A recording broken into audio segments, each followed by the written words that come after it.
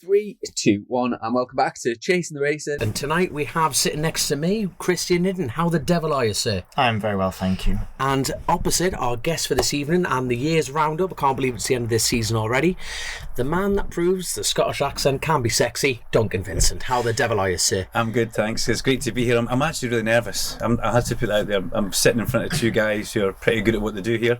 Well, we were kind of hoping you talk for a living, so we kind of thought that was us done now, I think, isn't it? I know, but that's pretty much it. I normally interview you. You know, this is completely different from me.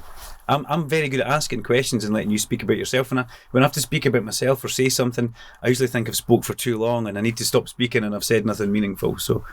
No, you're all be good. Nice. You crack on. Be nice. No, this is it. This is the Duncan episode. You've got to fill. Now, Grace, God love it, is going to edit this tonight. So she's away on holiday. So, like, we've got the end new teeth, apparently.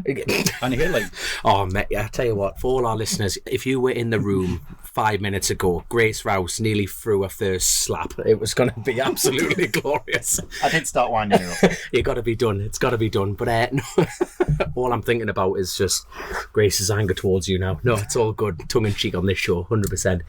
But where do we go from here, gentlemen? It is the end of the season.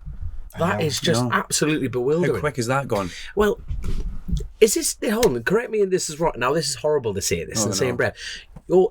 Let me get me tongue out your arse for a second, but you've been that good at your jobs. It feels like you've been here for a long, long time, but this is actually your first year in British. Is that correct? Second year. Is it? Don't look at me. Yeah, well... I always see you at Knockhill. Yeah, I don't know. Yeah, second full year. Because last year was the first full year before this. So you are basically Fred's replacement. Oh. Well, yeah, when Fred retired, I was big boots to fill. Yeah, absolutely. But I was never going to do it like Fred, you know. And I was kind of given the mission statement to kind of not do it like that, to kind of change it and try and be different. So yeah, second year, and I mean, I've got the greatest job in the world. You know, I'm really lucky. I don't have the pressure of racing anymore. I miss racing massively, and what you do is way above the level I was ever at. And you as well, Dom. I'd like to point that out. Okay. No. Let's move on from there. I mean, I've got the greatest job in the world. I get to talk about every single class. I get to talk about every single lap from a Friday right through to a Sunday. And then I get to drive back up the road or fly back up the road, and it's fresh in my mind until I get to round about Glasgow, and the journey's over in a heartbeat for me. Even if it's 6-7 hours, it's over in a heartbeat because you're reliving the whole weekend and everything that happened. And you know, I live every lap that you guys live as well, so it's quality. I never actually realised you raced yourself. Mm-hmm. Yeah. So I'm sitting here looking at the same. That was completely new to me. I see it. Yeah. So let's have it. Okay. Well, which track have you raced at the most? The one that's north of Edinburgh, Knockhill. I started racing karts when I was 13 years old with my dad. Just dad and a lad in a van, and we'd nip along to our local circuit at Crail. And it was just good fun, little 100cc car, and it was never going to go anywhere. We didn't have any money, and we didn't really know what we were doing.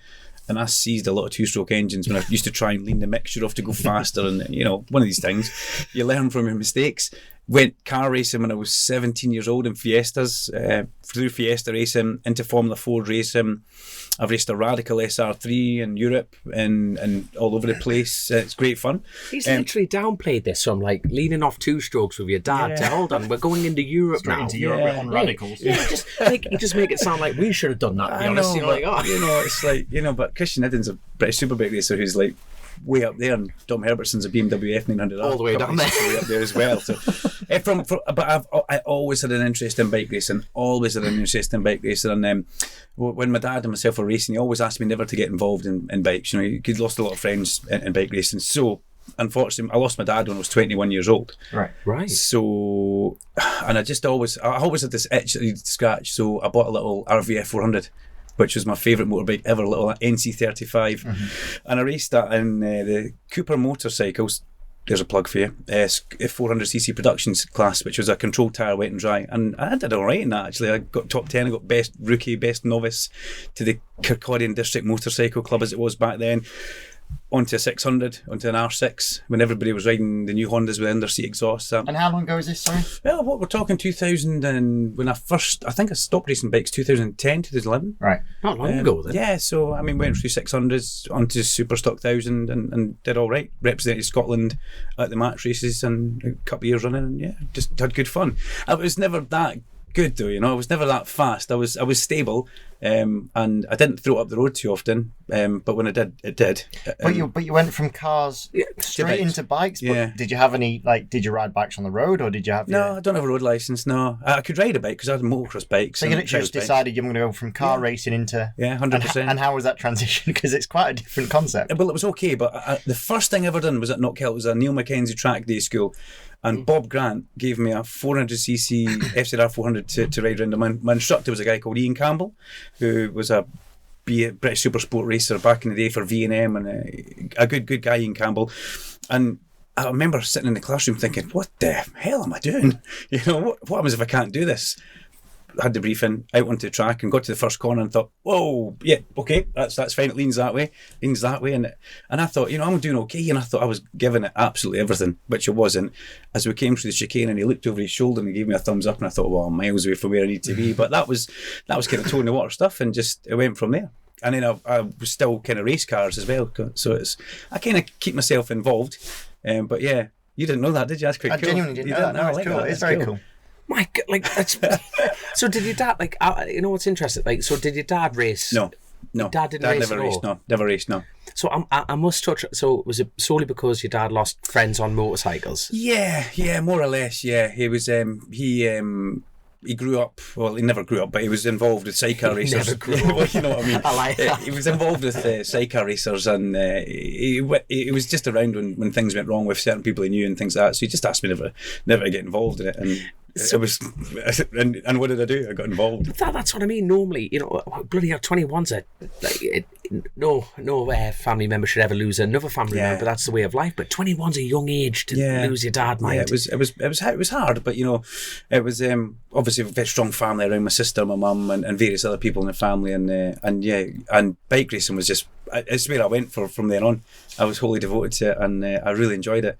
Best bike I ever raced, best bike I ever rode was my Superstock Fireblade, 2006 Fireblade. So we've gone for 400 straight away. Yeah. Well, no, it's a bit like his car career. A rapid progression. I can't believe the amount of crack you fast forward. You really don't like talking about yourself, do you? You literally fast forward a huge career there within. Yeah, so I love bikes. No, the FZR 400 was the AM session, and the Blade was in the PM. Not quite, I wish, but I mean, you've ridden a Fireblade, have you not? You raced a Fireblade? Yeah. The black swinging arm underseat exhaust, the last before I went to the next generation of Fireblade, and I wish I'd never sold that, and I wish I'd never sold my 400. But at that time when you're a club racer, you sell one bike to fund the next one. I tell you what, there's the thing. We don't get many car races in here. Sorry. I'm trying to think who we've. You may be the first. I think. Strike me down if I'm wrong, but. Wow. Let's talk about the separation of the paddock. All right, okay. Car paddock or bike paddock? Which one do you prefer? Wow. Now you are in BSB commentary. He's going to be very careful with this. Got to watch what I say here, because I know that Christian's got a good friend of mine called Dan Clark, who I'm good friends with, who's in a paddock that I'm in. He races Legends. So Daniel Clark. He's a North East lad, isn't he? He is, yeah. He's car Maxfield. Yeah. Is that where he's from? Aye. Yeah, he's nice guy. What's the better paddock? In fact, I think we've got. He's doing a karting. Yes. Thing in a few weeks. At Rowra. Yeah, I'm a motorcycle live. I did it a few weeks, Armour. I think so. I did it a few years ago. And I turned up, I thought I'm gonna absolutely blitz all these karters. And it was wet. And I could not stay on the track one little bit. And I did that typical thing where every time I went off track, I thought, well, I'll make it all back up in the very next corner. So I spent more time off track than I did. I spent more time lifting it out of the flipping bark, because they don't have gravel at Rowra, than I did driving round. But I couldn't turn the thing. It was quite impressive, the skill they've got. It's a skill involved. Yeah. You have to come to the Bennett go-kart day. Good fun. I'd like to be invited to that, actually. No, sorry. I mean, now I'm slipping here, but it's... kind of managed to dodge that paddock question, haven't I? Kind of skiff. No, we'll go back to it. We're getting back to it. Don't you worry about that. But no, you have to come to that, because I got invited. Well, me, Grace, and all the co-hosts got invited down, and people have turned up with their... He turned up. He's sponsored by Alpine Star, so he turned up the bells and the whistles. If you've got a cow, you've got to milk it, haven't you? Yeah. You can't flip in. All all the gear, no idea. If you can get some free Alpine Stars kit and look professional. Yeah. Christian, I've never ever wanted to see someone be more shit at something in my life. I'm like that going, please be shit at this. Christian, Because you looked fast. When you're talking about somebody with free gear, I mean, just, look, Fully OMG'd up. Okay, the OMG jacket we'll explain later on towards the latter end of the show because we can't afford stickers. But anyway, we'll go. But we can't afford hoodies. It's a bit of a weird But one. yeah, that Bennett's like go-kart event, that is proper cool. And seeing as you've got a real pedigree, I think we need to put your name forward as one of a real pedigree. One of the pros. I'd be into that. I'd be the funny noise. Do you know what? It's quite amazing how, like, we get paired up. So you get your racer gets paired up with 2 or 3 Bennett's customers. That's quite amazing how much hatred I have when I get a bad Bennett's customer. Oh, really? I don't mean bad as in they're a nasty person. They're all lovely. I mean, when they drive slowly, I want to just bring them in. Bring them in. Change, swap. Yeah, I know what you mean. How can you be 10 seconds off the pace, for fuck's sake? It's a go-kart. You go flat out everywhere. Christian. Be nice to the customer. I'm not sure if Gray should edit that out or not. I love that. It's like that going, only get insurance through Bennett's if you're fast. And if you're not fast in the car, don't go. I had one guy and he pulled in because he went, I thought they flagged me in, but it wasn't him. I lost my shit with him. We went from first to last. You're ultra competitive, aren't you? Well, aren't we all? I just quite like to win. Which is frustrating for me at the moment. Chris has been a bad time there, isn't it? I love that. He's leaning. Well, exactly. So when I can't win at the Bennett's flipping go-kart day, something's going wrong. Yeah, okay. Times are hard. Anyway, which paddock is the friendliest? No. Yeah. Is that not what you pitched? No. Just which paddock's the best? Like, I'm talking about, like, there's always segregations between the road racing paddock, the BSB paddock, club racing paddock. You know what I mean? Is that kind of the same in cars? Or look, I've never been in a car paddock. The closest I've ever been to is Macau. They put us in separate hotels, man. They put the car lot and the bike lot in total different, and you just all seem different money. It's definitely different money, but what I've heard, I don't know, from the few car people that I know and people that I know that have worked in cars, what I hear is that there's much less respect between the drivers than there is between riders. So you can right me or wrong me on that, which supposedly stems from, and I've had this explained to me from a couple of different sources separately, is because there's less of a danger element in the cars, so you don't need the same personal respect you do in the bike. I see what you mean there. That's what I've been told. Yeah, but I've never done both paddocks. So you're probably right. I mean, I'm lucky. I kind of just try and be everybody's friend. I kind of try and get on with everybody. But the car world's different from the bike world. It is different. But the car world that I'm involved in, the clubby side of things, is very much great camaraderie. The local club scene, it's basically what you would have at your normal clubby bike racing. Somebody blows an engine up, somebody's got something that can help them fix it. Somebody bashes the car, somebody's got it there. But the more up level you go, when you get to possibly high end saloon cars, which is the touring car championship, that's when it's a lot more. There's money at stake. There's big sponsors. There's big corporate people involved in it. And so it has to be different. It's got to be a little bit different because if your rival has got a problem, you're not going to go and really probably try and help them. It's a little bit different. So which one did you prefer being in? Yeah, good question. Yeah. I love the bikes. Because I'm just trying to geek that question out of him. No, we're getting it. I love the bikes. I mean, where I am right now is perfect for me. It's great. I'm still learning. Jesus, I'm still learning people in the paddock and I'm still learning people in your garage. Come down and I try and get Christian out for an interview, and he kind of just looks at me and just kind of stares at me and then looks away. I say, okay, we'll come back. But that's after a session. You've been busy, you've got a debrief to do. I understand that, but I like the bike paddock. I like where I am just now. I get to talk about the best bike racing. People say the best domestic bike racing in the world, and I agree with that. The BSB's it's on point. When that last meeting at Brands Hatch, I was shaking in the commentary box. When trying to talk about it, and you're probably shaking as well because you're a bit of a.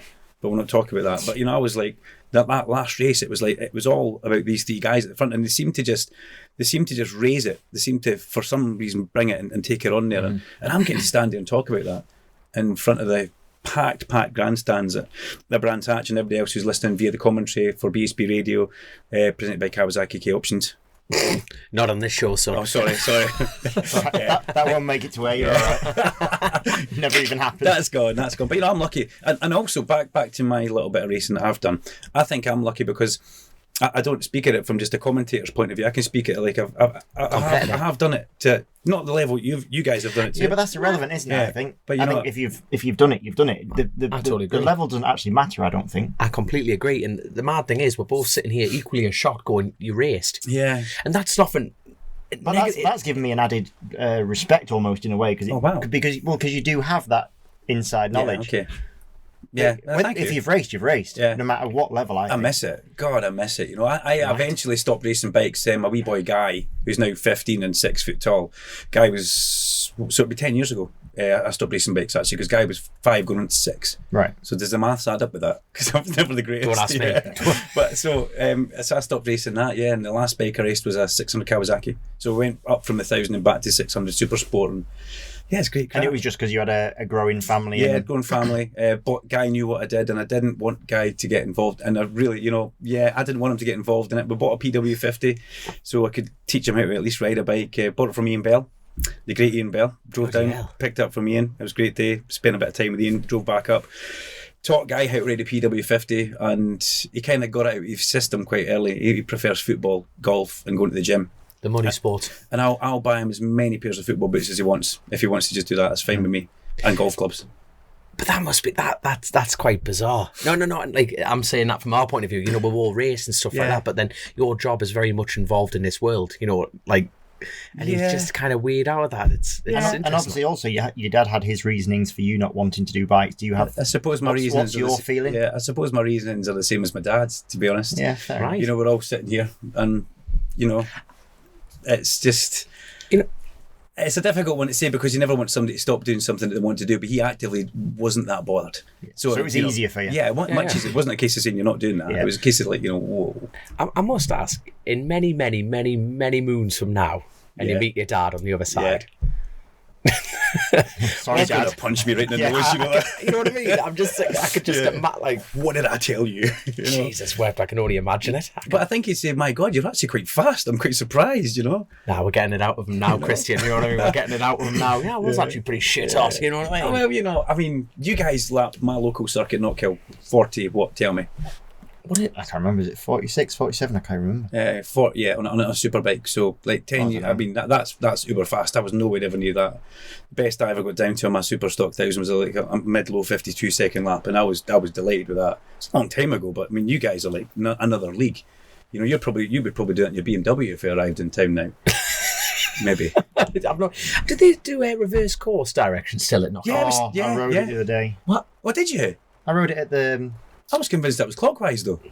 No, what was that? Ducati? Scottish Ducati week. We were there together, weren't we? Mm-hmm. It wasn't just the other day though. That was weather was similar to this. Feels like the other day, yeah. Yeah. This is reverse direction's great, isn't it? No. That was going to be my suggestion. Now I think for BSB fans everywhere, one direction on Saturday, and then you've got to turn, you've got to flip of a coin. You're reversing it on Sunday. I'm reasonably friendly with the owners of Knockhill as well, and so I was messaging afterwards, and he was like, "Oh, what do you think?" And I'm like, "Yeah, it's shit." Why is that shit? Explain to me. No, it's great. I'm like, "No, it's really not."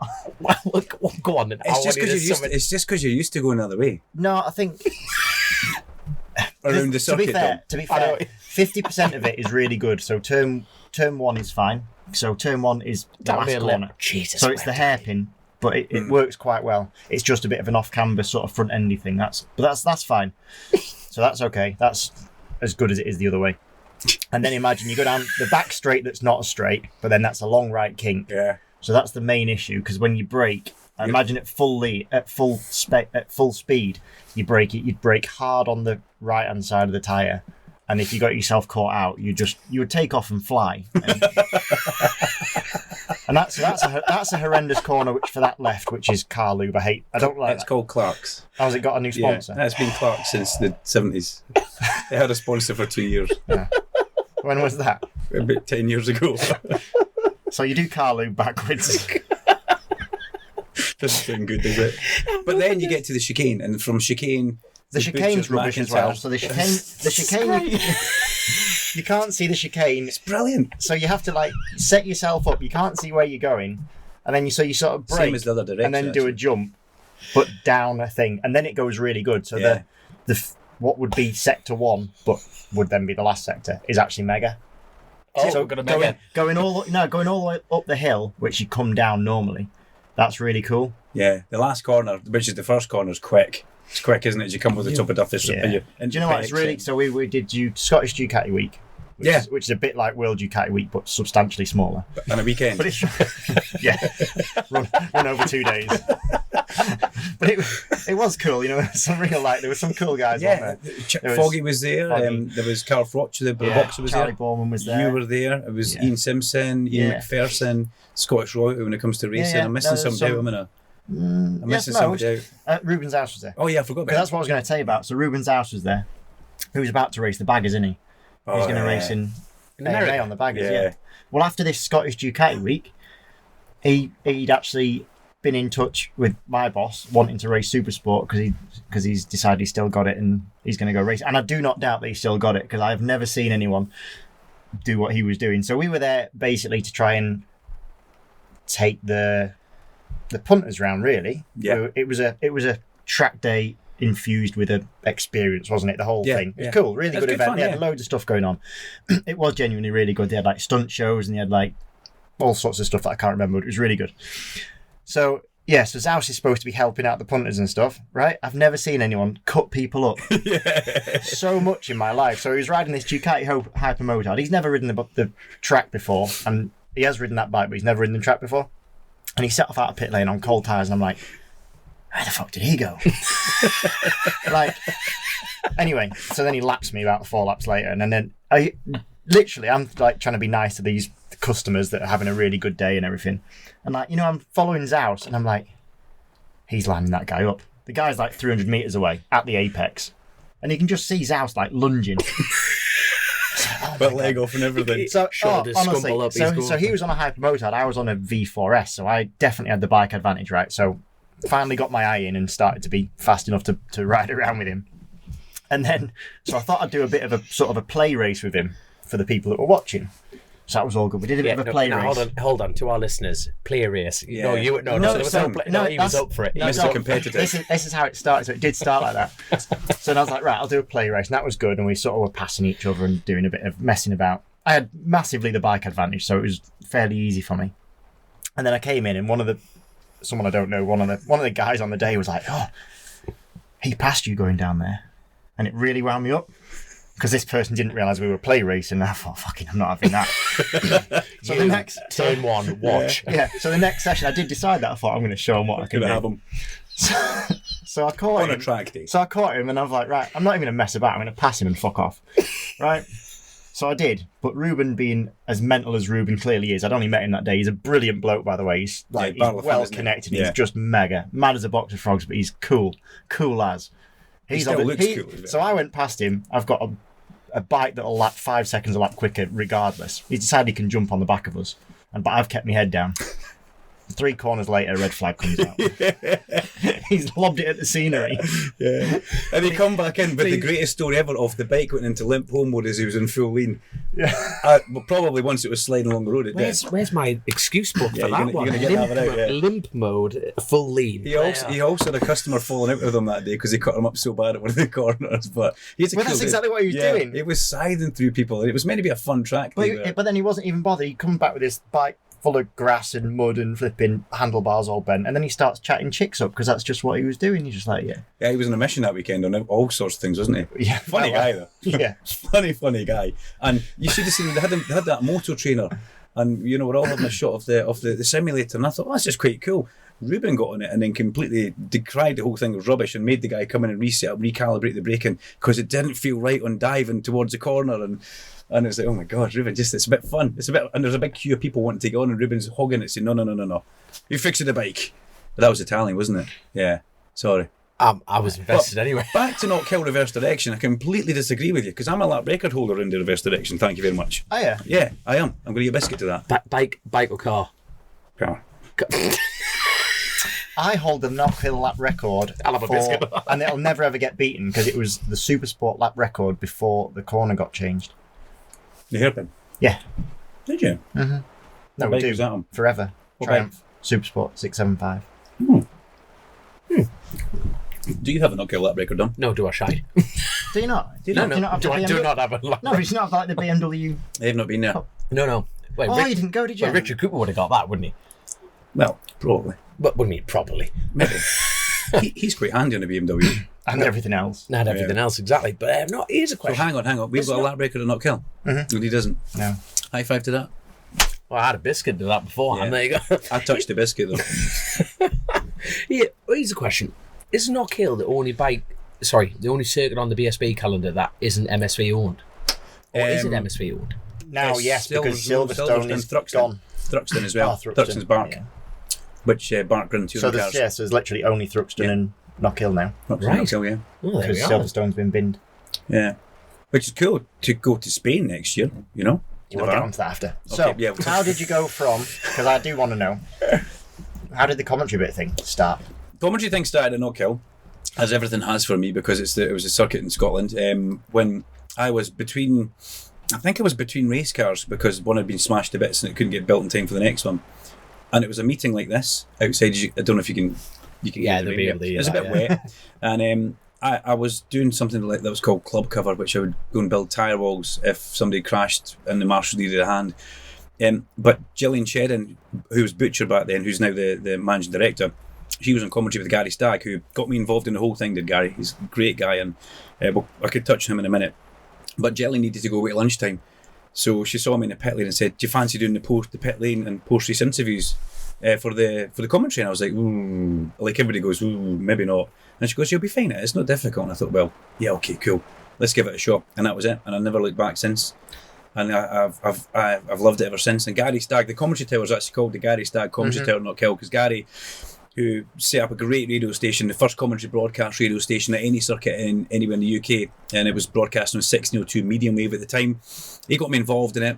Brilliant guy. He was just set to start retiring pre-COVID, and he was involved in a horrific bike accident. It wasn't his fault. Him and his wife held up. He was effectively wiped out head on by a car on the road, and Gary lost a leg from the hip, and Hilda lost a leg from the knee. So if you're listening, Gary, watch him. Love you. He's a great guy. He got me involved in the whole thing, and he kind of set me up to. He taught me how to interview people as well, to try and start a sentence like who, what, where, why, when, so you're not getting a one-word answer. Even though if I give Christian Iddon a question like that in the pit lane, he will give me a one-word answer. Yes. He's you know, so of which you do. It's like you're almost like traumatising me in the microphone sometimes. You know, No, but you are. Like, This is why you agreed to this. You're on his turf now. He's like that. You're getting it. But it's totally true. Whenever you be, I've been interviewed by quite a few people in my time, and there's definitely an art to it.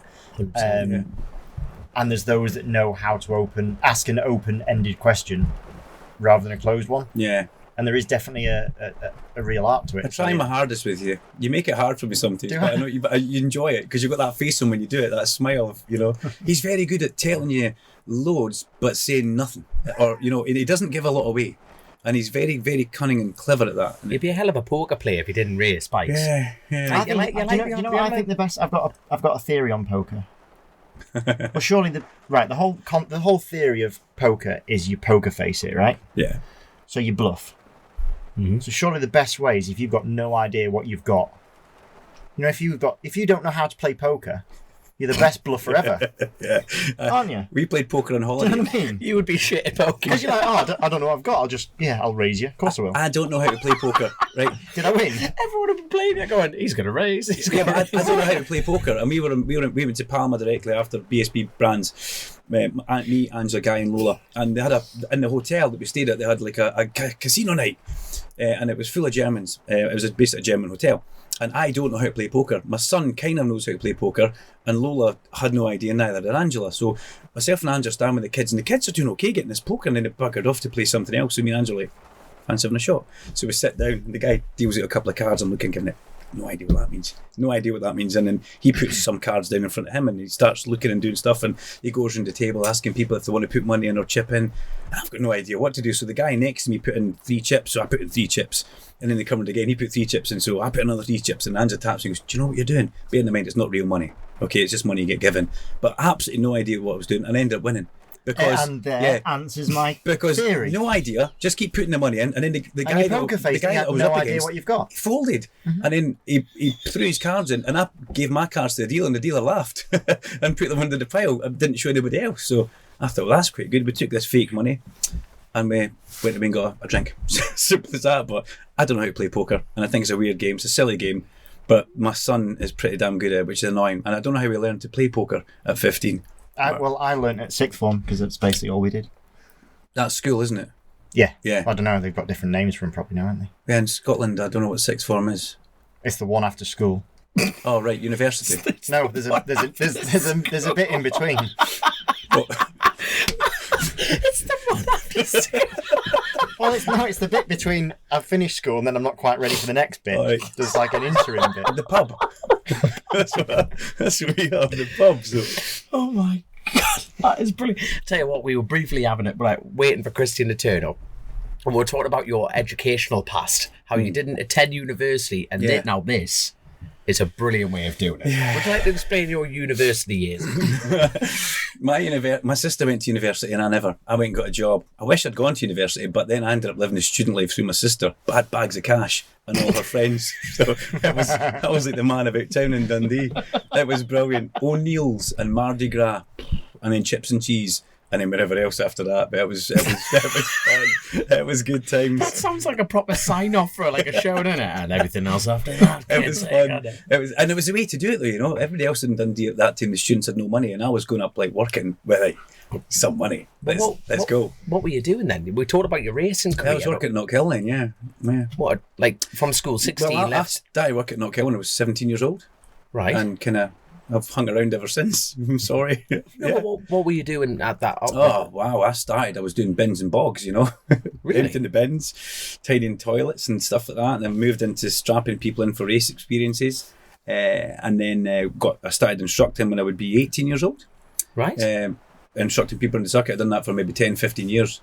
That's where the grey hair comes from. What sort of, how many days a week does it operate? Knockhill's open 7 days a week. I'm now there 3 days a week. I've kind of And it's from dusk till dawn as well. Oh, God, you know what? Yeah, you've been there, yeah. 8 in the morning till 6 at night for track nights and things. But, I mean, it's a great place. It's served me really well. And I've got a lot of respect for the people that run it and operate it. But I'm now at a point where I step back from doing 6 and 5 days a week to doing 3 days a week for Knockhill, and I can do other stuff. I'm lucky enough to do the BSB, and I work a bit for a car company called Arnold Clark, who I do some car reviews for, which is good fun. And I do some hosting stuff as well, so it's kind of varied. And you've done some commentary on cars in World Championship. Yeah, I done World Endurance Championship for the FIA. And did all that come just through the Knockhill? It started off at Knockhill. Yeah, well, the commentary started from Knockhill, but the World Endurance Championship commentating I got to do for cars. Was a friend of mine called Alan McNish, who phoned me up and said, look, we need a commentator for Le Mans. Are you free? I said, well, I hope so. When is it? He goes, it's this weekend. I was like, Superbike's in Knockhill. So he goes, go and see what you can do. So I went and had a quick chat with Gillian in the office, and she goes, well, you can't turn an opportunity like that down. You got to go. So you were all at Knockhill doing the Superbikes, and I was away to Le Mans. Stuart Hicks still picks me up in that. You let us down. You went away. You showed how your commitment was to the cars. Who is it that? Because I don't know who sort of runs the radio. Is that a BSB run and operated thing? The BSB radio, is that run by BSB? Like who came to you and said there is a job going? Stuart. Yeah. So it is BSB that runs it. Yeah. Stuart got me involved in the commentary side of things, and yeah, it's a BSB thing. BSB radio, funded by Kawasaki Key Options. There's other sides of it as well. Again, that's been edited out. Yeah, there's there probably will be. There's others. It's tagged into my memory. I can't not say it. And the other side, you know, I'm the commentary, and then I hand back to the studio, which is like Alan Hyde or Diana Binks. That's funded through something else. That's kind of done through Paul Mazel and his company, but it all operates under the same thing. Mm-hmm. We're a team of 3, Larry, as you know, in the pit lane, who's been there for. I mean, you know. I was nervous to how Larry was going to take to me after he's worked with Fred for so long. But I absolutely adore working with Larry. He's fun. He doesn't realise how funny he actually is. He says some things really that are just funny, but it's his knowledge and his background knowledge and the people he knows, you know, and that's something I'm still trying to learn and pick up on, that he knows absolutely everybody up and down that pit lane. So I'm trying to do my best. I've got better this year. First year was just terrifying. There was all these people saying hello to me, and I was like, I only knew like Christian Iddon and the main super riders and a few super sport riders, but now I've gone and visited the RNG Talent Cup. I've been in the BMW paddock. I've gone and seen. I've become really good friends with a lot of the Pirelli National Junior Super Stock riders who have added me on Snapchat, which is just hilarious. You know, I'm only on Snapchat because of the kids. My guy, my Lola, I've got to have a streak going with them. I've actually fallen out with Lola. She ended the streak the other day. Can you believe that? What? I don't even know what you're on about. Okay, well, the Snapchat kids out there will know exactly what Snapchat streak's about, and I was devastated with Lola. You've got so much time to reply back to a snap, and you get a little flame, keeps it going, and Lola left me unopened for however long, 12 hours, and the streak ended. And she's like, just pay the 99 pence, Dad, and we can restore it. I'm like, nope. As a matter of principle, we're not going to do that, dear. You can literally buy loyalty on Snapchat. Yes. 99 pence is cheap, man, isn't it? That's it, like that. Yeah. Look, do you want me love back? 99 pence. You can also make yourself look good, but I've completely forgotten where I've gone with this. So yeah, the young kids, Owen Jenner, Cameron Dawson, these guys, I've become really good friends with them as well, and I'm learning people in the paddock, and I love it. And long may it continue. Well, I guess that sort of thing only comes through time. Like, you can't just you can't learn that in a week, or you can't even research that, can you? No, you can't. Yeah, I can research what you do. I can research what you do over the weekend. I can look at every single lap time in the sector and see where you've gone good and where things have improved over the weekend. But I can't go and Google and research the guy in the back of your garage that does the tyres, or But also, I guess the rapport you get with the rider, you can't research that, can you? Because you have to build that and get that. You sort of said it before, because I guess you suppose get that inkling of the people or the timings when you can and can't go. And I know when I can't speak to you. Well, not. I think back to me. I was convinced that he didn't like me when he used to race for Cincinnati. Tycho, you're going to let me say this, because it was unfortunate the year that Keith and you were racing at Knockhill, and it wasn't going very well anyway. Keith had that bad accident and broke both legs. And then you did done the same, or to one the next day. Leg, yeah, but it was we went home with one leg out. This was on the Friday, and I was convinced at this point. No, I've tried with Christian Iddon. I really have tried with him. I was saying this to the media team. I'm going to Snapchat him. I'm going to snap threaten him. Left it unopened. Dickhead. But I was speaking to 99 pence, all from speaking with our media team in Knockhill, Chris O'Donnell and Ian Struthers, Peter Immies at the time. I was like, they were like, oh, let's go and speak to Christian Iddon. He had a really good session on free practice Friday. And I was like, I just don't think he likes us guys. And they're like, why? He's quite intense, and he's a bit cold, and I don't know. And they're like, no. I always thought it was quite nice. But I quite like the coldness. This is a new me. I didn't even realise I had it. Oh, God, I've got an alter ego I didn't know I had. But they said, no, we need to go and do this. We need to go do this because you're quite near the top of the times, I think, but you did a good lap. So went in the garage, and I was a bit like, oh, it's just hesitant. It's a bit hesitant. And walked up towards the garage, looked at the back of the garage, gave you a wave, and you gave me a thumbs up straight away and walked to the garage, and I thought, oh, well, this is good, this is going well. And we had this lovely chat with each other. And I came away thinking, wow, what a nice guy. This when was that? How many years ago was that? It must be at least 5, isn't it? Yeah, because you went to PBM after that. Was it? Yeah. And I thought, I came away saying, what a nice guy. And it was little Chris in the office, wee hairy guy, who done all the edit. He goes, see, you should always give people a chance. He's a nice guy, really. I said, have you spoken to him? He goes, no, I haven't. I've just listened to the interviews. But never judge a book by its cover until you snap. That's why we sent you in. Duncan will go in. Go on, send Duncan in. He's keen. He's well keen. They did used to like to try and throw me under the bus a few times. There was a point where Chris at Knockhill used to take pictures of me. If I was speaking to any woman, any girl, he'd take a picture of it and put it in Knockhill social media and tag Angela, my wife, in it. And then you have a very understanding wife. Yeah, that happened for quite a while until Gillian said you need to stop doing that. He'll get him divorced. But that was one of the funny things that Chris thought. But yeah, there you go. I honestly thought for a while that guy doesn't like me. He gives me that stony face. Just my ice cold demeanour. It's the Iceman. The Batman of the paddock. You get that? Did. I love you. You can go to Turkey and get your teeth in with Grace. I'm going to need that. I go with Grace on that one. But here's a question. How long? Nothing like having a go at the host, eh? It got to be done, honestly. Just go for it, lads. Just tear into each other. But when does work start for you in a BSB week? You're talking about the preparation. You're talking about the lap times. You're talking about the circuit. I don't think it ever really stops, to tell you the truth. I'm always trying to keep it fresh in my mind from weekend to weekend. I'm super critical of my work, and I think that's a good thing. I'm very lucky that I get on so well with the timekeeper Richard Evans and Sam Jones. Put them in the correct order. Richard's the chief timekeeper. Sam Jones is Richard's kind of right hand guy. And Sam records everything I do on his laptop, and then he sends me after the event in a file, so I can listen to the commentary. So is that what you do on the way home? Yeah, I usually do on the way to the next event, so I remind myself, bang, exactly, so I can hit the ground running on Friday and know exactly what happened to the previous event.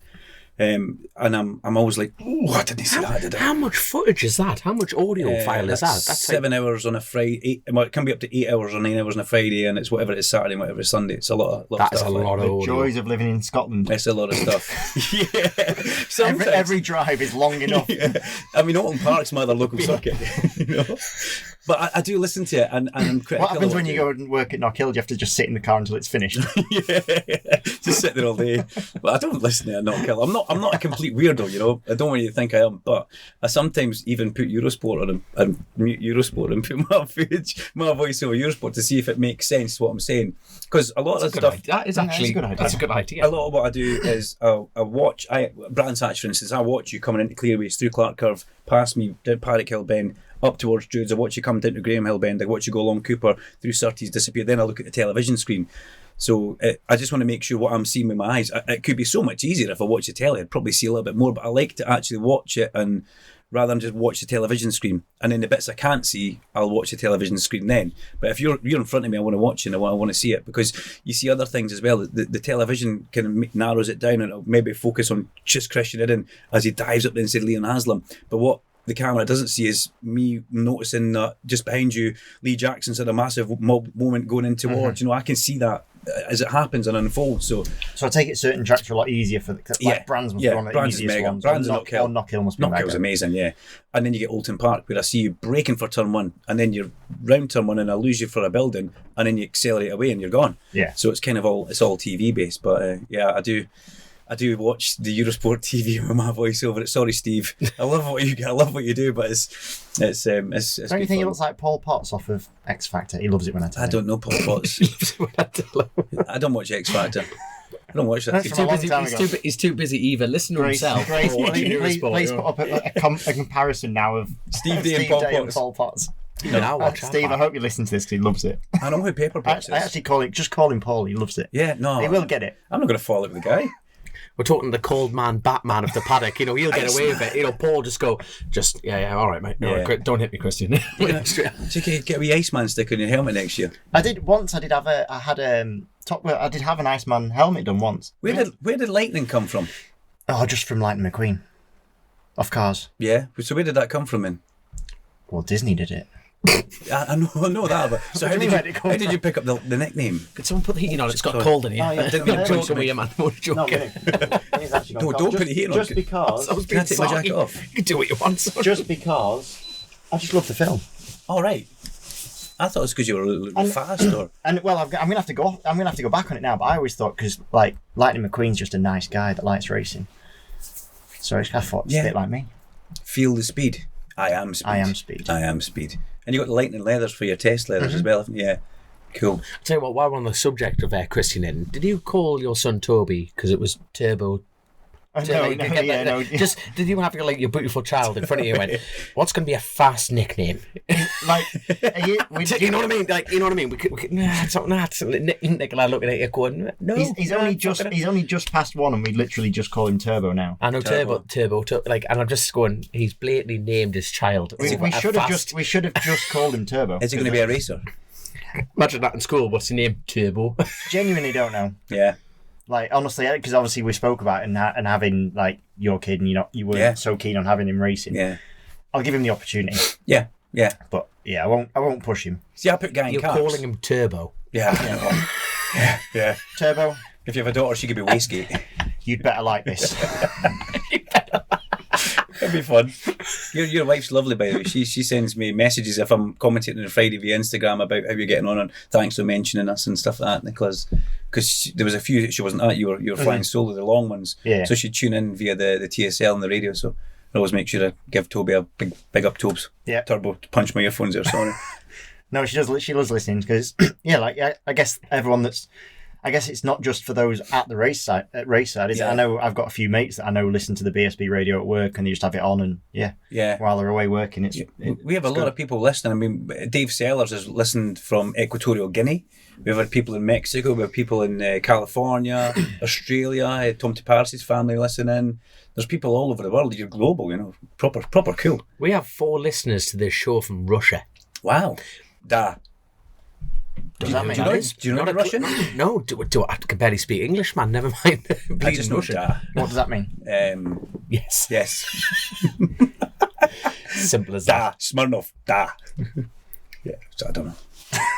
Guessing the number. We're just going to fully go with this, the Russian element. We're fully going with that. So, No, please Well, we've just lost our 4 Russian listeners anyway. there we are. 4 down. don't know if you want Russian folk listening to what you're doing, actually. But you know that let's go back to the Fred Clark. Mm-hmm. You know, it's like when you got the job offer. Yeah.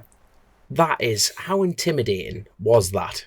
That Yeah. element of going, you know, he's been the voice of BSB for so many years. Now, at the end of the day, every story needs a new chapter. Every page turns, every poetic sentence after that. But even so, filling those shoes, was there any doubt in your mind? Like, was there actually, maybe I'll say no to this? Or was it always a yes? There was never a doubt to say no to it. But there was always a doubt when I was driving to the first one. I was about to do a U-turn halfway down the M6, thinking, no, I had this massive... Where was the first round? Silverstone? And Silverstone was the first round. I had this massive imposter syndrome, thinking, I can't do this. I can't do this. Now, I was getting myself all worked up about it. I was really looking forward to an off-season. I had to do that little video in my house and say, you know, thank Fred for all you've done. And I can't wait to be in the commentary box, and I had my BSB t-shirt, and that was great. And I got all this love sent to me.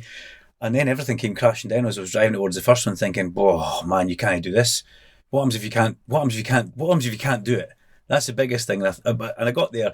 Eventually, I met up with Alan Hyde, who was the studio guy, and I met Larry. And you know, me and Larry had to work it out, I had to get on in that. And I just thought, right, I got into the commentary box. The good thing about Silverstone is, as you come through Woodcote and you're spinning through there in 6th gear, whatever it is, and you're heading towards that first corner, I'm way back there. I'm on the outside, I'm miles away from anybody, not in the pit lane, I'm not in the paddock. So it was quite good for me because I was removed. And I was just there with 2 television screens and a printer that the timekeepers gave me the results. So I was completely removed, and I thought if I get through, and I didn't commentate on the Friday because Silverstone don't want to hire me for the Friday. So actually on Friday I went and walked about, looked at bikes in the pit lane, tried to get colour schemes of the junior classes because I know what the Superbike guys are like. And I tried to meet a few people, but I was quite nervous. So, you know, people came and said hello to me, and I tried to do as much as I could. Then Saturday came, and I thought, perfect, let's just go and do it. And I was away across there, and I just stayed in the commentary box all day. And I just sat away, had a couple of bottles of water, and I did what I did. And I thought, well, Saturday went pretty damn well. Because that must have been shit scary. Because have you ever been in the commentary box with Duncan? Yeah, I've been in, usually when I'm injured, really. Yeah, we did a thing at Oakland Park, though, but that's when I was doing the studio presenting work. Oh, yes, so I've never been in, I've never actually been in, other than being interviewed. Yeah. I've never actually been into the commentary box with you. Yeah. Well, I was very, very lucky. First time for me being at Thruxton, and I came up and saw you. And I tell you what, I'm not just saying this because you're in front of us. From the outside looking in, it is theoretically the easiest job in the world. You're watching racing, and you just should say what you say. Because at the end of the day, we're all sofa warriors, aren't we? You know, you go home on a weekend and go, what a move, or that was shit, or this. And you're almost commentating to yourself. Yeah. Like when you're standing, like, I stood in the room and I thought, let's see, you know, like how I would think and go around that. You literally exhaled. like it's not just a piece of piss for you. No. The fact that you're sitting there and he's got his finger over the button ready like to jump in when Larry stops, and like the TSL, and like even when like controlling like when Stuart Higg communicates and everything, and it's just like, right, go. And then you've got a pair of binoculars, it looks like a Russian sniper off the side there, a pair of binoculars watching the live coverage as well as like live feeds. And then you've got to incorporate if Larry wants to jump in, and then you've got a coat, like even someone to jump in with you who isn't... Well, you arrived there and he just kind of gave me a wave, and I said, yeah, and you come. And I said, just stick a headset on and just have a listen. So I'm talking away. So what do you think of that, Dom Herbertson? And his face was like... I was not there to chat. You should have seen him. And you went with it. You did a good job. I did not. He'd say that. No, but the fact that you're sitting there and it's just... Yeah. You watch it. When I watch racing, you know, like... you just get absorbed in it, and you're just thinking. You're not active. You know what I mean? And do you find it easy to talk about things? Because what Dom says is true. Like whenever I've done stuff, I've done a few things with Eurosport, and it baffles my head how they make something so simple looking. Yeah, a simple piece to camera is insanely complicated because they have to cover a certain amount of things, and they've got 2-3 people in their headset, and they've got to pass over to someone who's interviewing someone, or they've got to something coming in, and you'll have exactly the same thing. Well, But do you find it easier to do that? I do. It's slightly different for the BSB radio. I hear myself in my ears, and that's it. And then Larry will talk to me. But when Larry talks to me, it's not off air; it's on air. So I have had with the World Endurance Championship when you go away in that, and I'm speaking, interviewing somebody, and then a Frenchman will speak to me in my ears, and you can tell when certain people on TV, you can tell because they're talking to somebody, and they just kind of their eyes move. Yeah, it's so hard, isn't it? Your eyes It's move. insane. But I also used to have Alan McNish shouting at me during an interview, just shouting at me, "Can I swear in this?" Of course you can, son. No, I'm not going to. He'd be shouting some sort of. For fuck's sake, go on, swear. Fill the story in. And I'd be asking the question to somebody at Le Mans or wherever we're in the world about what went wrong in your stint, and he'd be coming back with this completely rubbish shite answer. He'd be trying to like play it down, and McNish and me would say, tell us the bloody truth now. And that's coming through my ears as loud as it is, and I'm thinking, and I'm trying to keep that straight face, but that's different in the world of TV like that. You get 2 or 3 people speaking to you. It's quite difficult, but I've always been quite good at it, that I could pick up the main key phrase words, and I would know that if they want me to ask a question, I could then ask that question to them. But for me in the box up there, the Thruxton box is quite unique because it's air traffic control. So I'm commentating at the same time, and then the air traffic control radio starts speaking, and it's like somebody flying the 415 from Alicante that's heading towards Gatwick, and it's The red lights it's flashing. just bizarre, But Yes, to land. yeah, imagine that. Attention control, there seems to be a high side in front of me. Can I please land? Please land.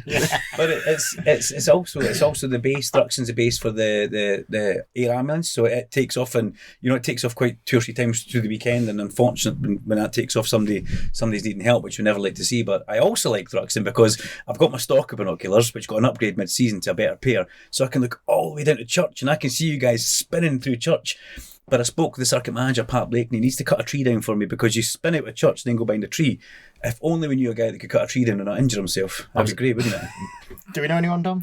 I am the man. I can't ride a bike for shit, but I can cut trees. Right, son, okay, you know what I mean? I've got a tree at Thruxton that needs done. Not a problem, son. Not a problem. The only thing is, I think it's in somebody's garden or something like that. So it's not in the circuit. It'll be alright, man. I've done plenty of sketchy jobs. Cash is king, young'un. He's got a CPO. I did, that Sycamore Gap. I did that. That was it. Did you do that? No, did I? Do you know what? I've got another. Mate, I would have been seen. I would not have been seen dead leaving the stump that high. Are you an arborist? Is that what it's called? Well, I'm a forester, really. No, because I've got a tree cutting friend who's an arborist. That's a motor lad. Yeah. I did actually message him. I'm like, that is a very good cut, because I've done a bit of work with him, and I'm like, because it was some 16-year-old kid, wasn't it, supposedly?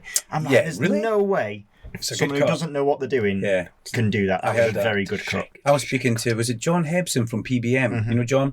And he was saying to me, that's not, they said it was saying, do you want some firewood? Well, that's the time. But he goes, look at the cut, that's never been a 16-year-old kid. How can we get up there and then drag over the field of big cheese? It had a proper bird's mouth in it. It had didn't it? I don't know. Back cuts, everything was lovely. God, but I can't. It's that Sycamore Gap thing just went absolutely nuts, didn't it? Yeah. It went absolutely nuts. But it's gone quiet now, is it? Have they found the person? No, the guy, he's a guy from Planky Mill up Barwick. Do you know? Well, Nicola know where Planky Mill is. It's at Northumberland. It's like National Trust land. So. It's someone who had some beef on it with National Trust. So they had a falling out, and he looks like Rob Neal. The blonde hair. He's got a wig going round Hexham and that, trying to disguise himself. I kid you not, he's on like the local papers, he's trying to hide himself. But his grandchild was like on Snapchat, the little, with the flames and that. I'm not even on Snapchat, but he was not going yet. You will be after this. But he was going round, he filmed the whole thing on Snapchat and that. But the man, he was a previous woodcut, you see. But the mad thing is, I can go through that whole thing. He did a shit job of it. But the fact is, he's gone out in a windstorm. Mm-hmm. It was coming in from the west. The direction of the fell would have done it for him. He's had a brand new chain on because the chain's dipped. So when the chain's slackened up, that's why the saws drove up on an angle. Natural cuts are crap. But I've been doing it since I was 14. Mm-hmm. But it's like, there's no way a 16-year-old kid's done that. Yeah. There's just no way. I totally agree with that. What's a chain dip? Chain what? Chain drop? The chain's dipped out. So It's like, so he started the cut high, but when the chain's slackened, so when a chain drops out the bar, it's moving too much, which makes the cut uneven. I had a little chain, so it was a Qualcast one. I got it from Homebase. Oh God! Yeah, so I can't believe you can buy a chainsaw. That is nuts. It was about this size, but The damage you can do with one, innit? Well, no, but like I ripped my eye out of my head with a chainsaw. I hit a bit of ream bark, fully kicked back. Mine cut me when the chain flew off because I was cutting this at an angle. It was all loose, and it came back and hit me in the wrist and cut me a bit. So I thought, you know what, probably not going to use that anymore. It was only, I think it was only about 30 or 40 quid, but the smell of it was amazing in the garden. A little bit of self cleaning there. Way she went. Lad I used to work with. I'm sorry, we've gone. This is like chasing the race, and we've gone down chainsaws. Chasing the chainsaw. All over. No, but there's a lad called Mike Atkinson who used to work with. Right. I was only 16 doing my apprenticeship, and he was up a conifer hedge, and he got kicked back off a saw.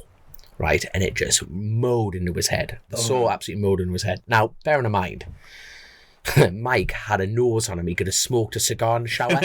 I'm telling you now, it was the beak on him. His teeth were all bucked up and everything like that. And I saw him like a year later, right?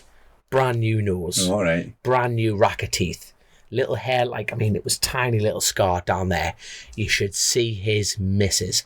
Absolutely smoking hot.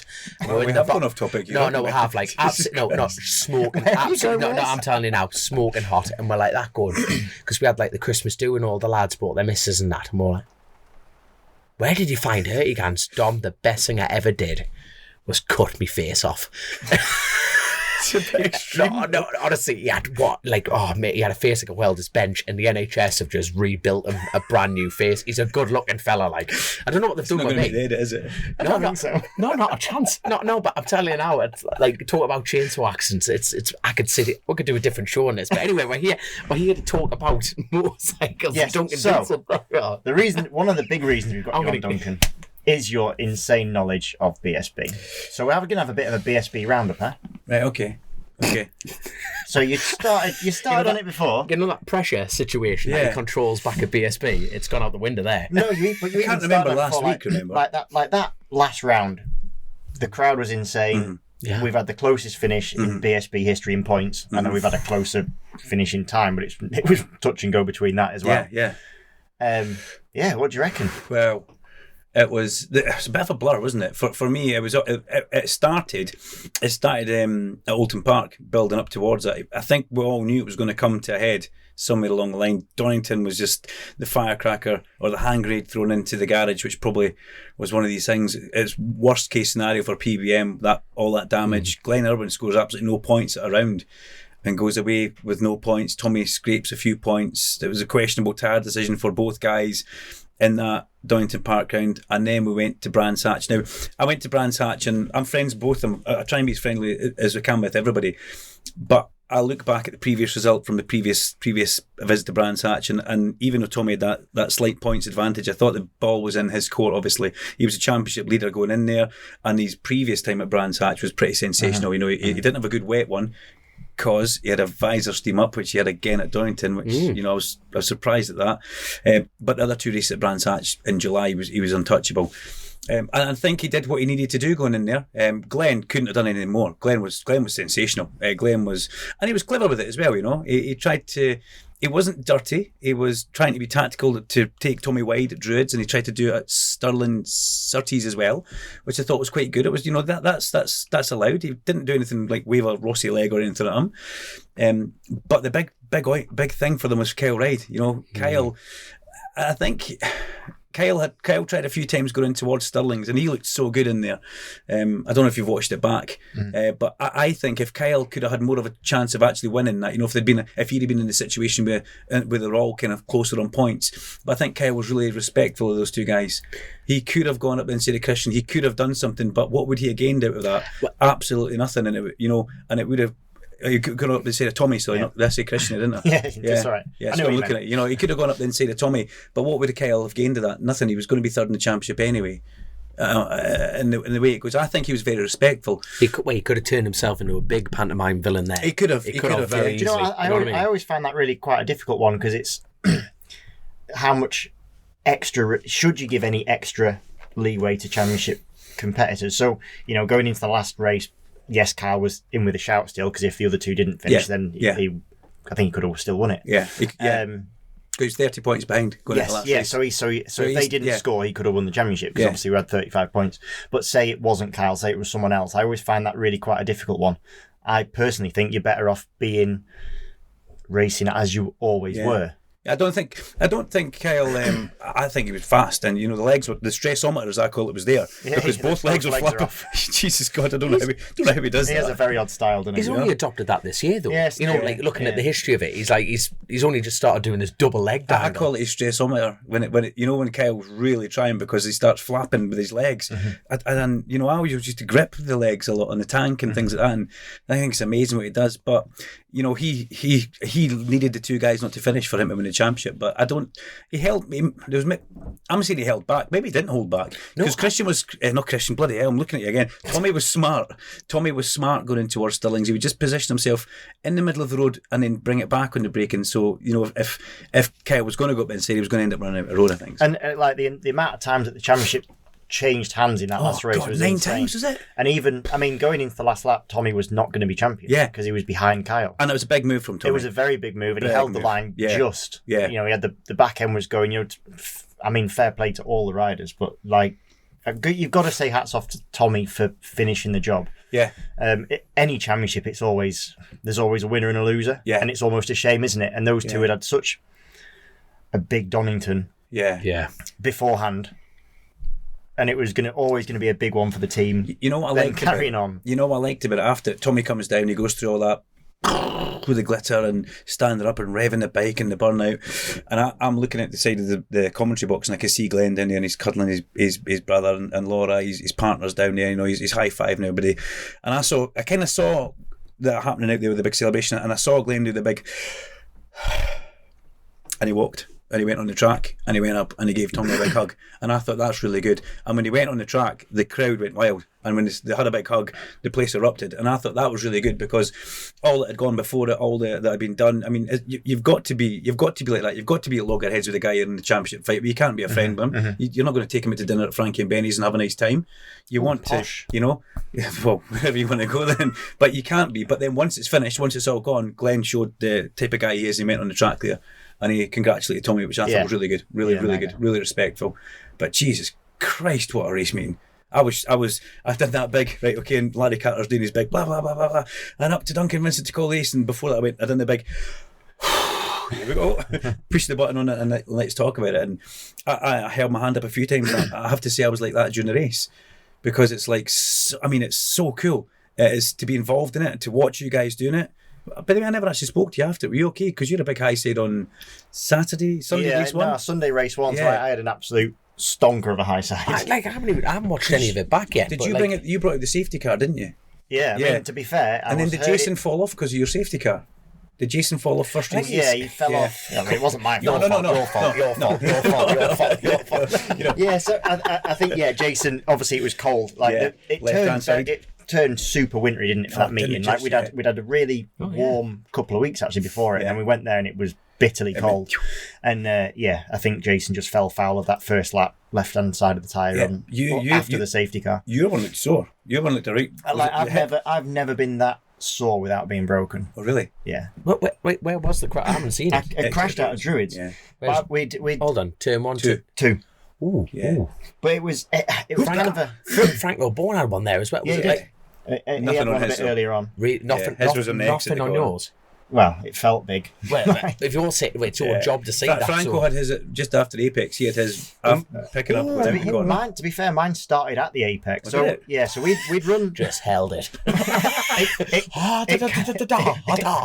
kind of got to that point. Clutched it. We'd run the hard tyre. I decided I wanted to run the hard tyre, and it was about a 50-50 split between the top boys. So Glenn and Tommy, they had the soft in. Me and Leon had the hard tyre in. I think Kyle had the hard tyre in. And we'd also changed some fueling stuff, and the fueling wasn't quite right. I'm just making excuses now, but it was. Get that book out. But it was a combination of all those things, and I'd had a couple of warnings. To be fair, I'd had a massive warning at Dingledale as you come through there, where I just cracked the throttle and it went on me big there, and I had both legs off. And to be fair, I thought I am probably going to crash this race, but I was feeling quite good as well. Yeah. So I kept in it, and then got to the middle of Druids, and at the first crack of throttle as well, I just didn't seem to have that sort of grip that I wanted. And it started to go, but it continued to sort of rotate round on me. But at the same time, I'm still going round Druids at the moment, and I could start to see the boys in front were just they were starting to accelerate and getting away. So I was like, I need to get on the throttle. I've got to. This calm. You know, Well, just no, so like- it's either, I knew I had a 1% chance of staying on, Iceman. which to me was a chance. Yeah. So I thought I was just gonna have to hit the throttle. So it was basically gone, and then I thought, I'll just fucking just hit the throttle and hope for the best. And it didn't turn out very well. And I was just like, I just hit the ground really hard. And it, like I said, I didn't break anything, but I got to the point where I'm like, there's something broken. You need to X-ray me again for sure. Like I am broken. Just convince me there's nothing broken. But honestly, I laid there. I went down like a sack of shit, and I was just like, oh my god. And but I laid there, and they didn't need safety car. They should have just left me there, and I would have been perfectly happy, just curled in a ball on the exit curve. No, trying to draw in air, like a deflated whoopee cushion on the side of the track. Later after the meeting, it's horrible, I was they've all hobbling been back there. to the caravan to leave after the meeting, and one of the medics, she went, "Oh, Christian, are you all right?" I was like, "Oh yeah," like I was walking like so bad, and then she was like, "Oh, I was one of the medics that sort of attended you." I was like, "Oh, thank you for because they do an amazing job." Trackside, and she said, "Oh, but we had to laugh a bit because we asked what hurt, and you said your bum hole." What did you land on? That was before the crash. So I gave them a little giggle. You know who impressed me a lot Because as I've well? broken my bum hole. You know who really impressed me on the That Sunday? is some down pressure, that, isn't it? You know what I mean? When the rear exit's getting that much pressure. So yeah, it wasn't a great meeting for me. Oh, actually, it wasn't a bad meeting, but that was a big. No, Yeah, no, you but you did- went out in the yeah. last race, like the race, didn't you? Is that correct? The last race, I went in the last race. So it was second. That would It have was been the first race on Sunday. Yes, Where did you finish Yeah. the second race? The third race of the weekend on? Because it's still a blur. 6, yeah. So I mean, Christ, with a that's knocked quite- arsehole. Happy with days. a broken bum hole. With a broken. Yeah. Busted rear. Yeah. But you know who impressed me is a lot over the course of the weekend was young Max Cook, the rookie. He completely wrecked a bike in the first race. I think it was the first race of qualifying where he crashed at the last corner and it rolled up the track. And you know what it's like. You roll a bike into gravel and the scenery, it's a little bit softer, it's a little bit less expensive, but it rolled up the track. And I went to see Darren after. That was a free practice day, wasn't it? Yeah. Went to see Darren. I said, you know, what's the deal? What do you need? He goes, frame, swinging arm, suit unit, forks, clocks, tank, engine. I was like, oh, right, okay. Yeah, It was new Kawasaki. It's absolutely, it's finished. Wheels, the lot.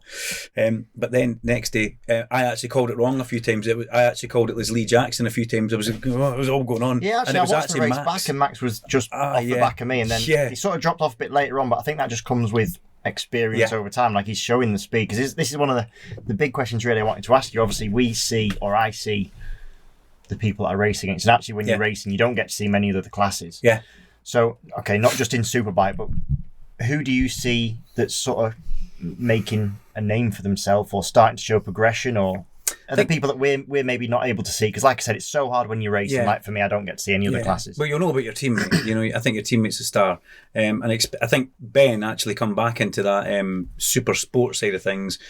I think a lot of folk expected him to win the championship. I think there's a bit of pressure for the team as well, but it was such a new thing. And you know, it's either going to work or it's not going to work. But come the second half of the season, Ben was it was an incredible. interesting thing with Ben, to be fair, because he actually probably started the season, and I don't think he will mind me saying that, but almost a little bit subdued in terms of results. He was sort Like of a bit safe. Like you're not pushing it. Yeah, I don't know if think it of was the him bike. being safe or just the bike was making progression, or the two of them together. But certainly, I think the expectation was probably a bit higher from the pairing to start with. And then, once he hit the ground running for the second half, it was just pure domination. After that, I'm impressed with young Rhys Irwin on the Astros GGR what a Suzuki. season he's had. I never thought I'd be commentating on a 750 Suzuki in any race. You know, I thought that was way beyond me.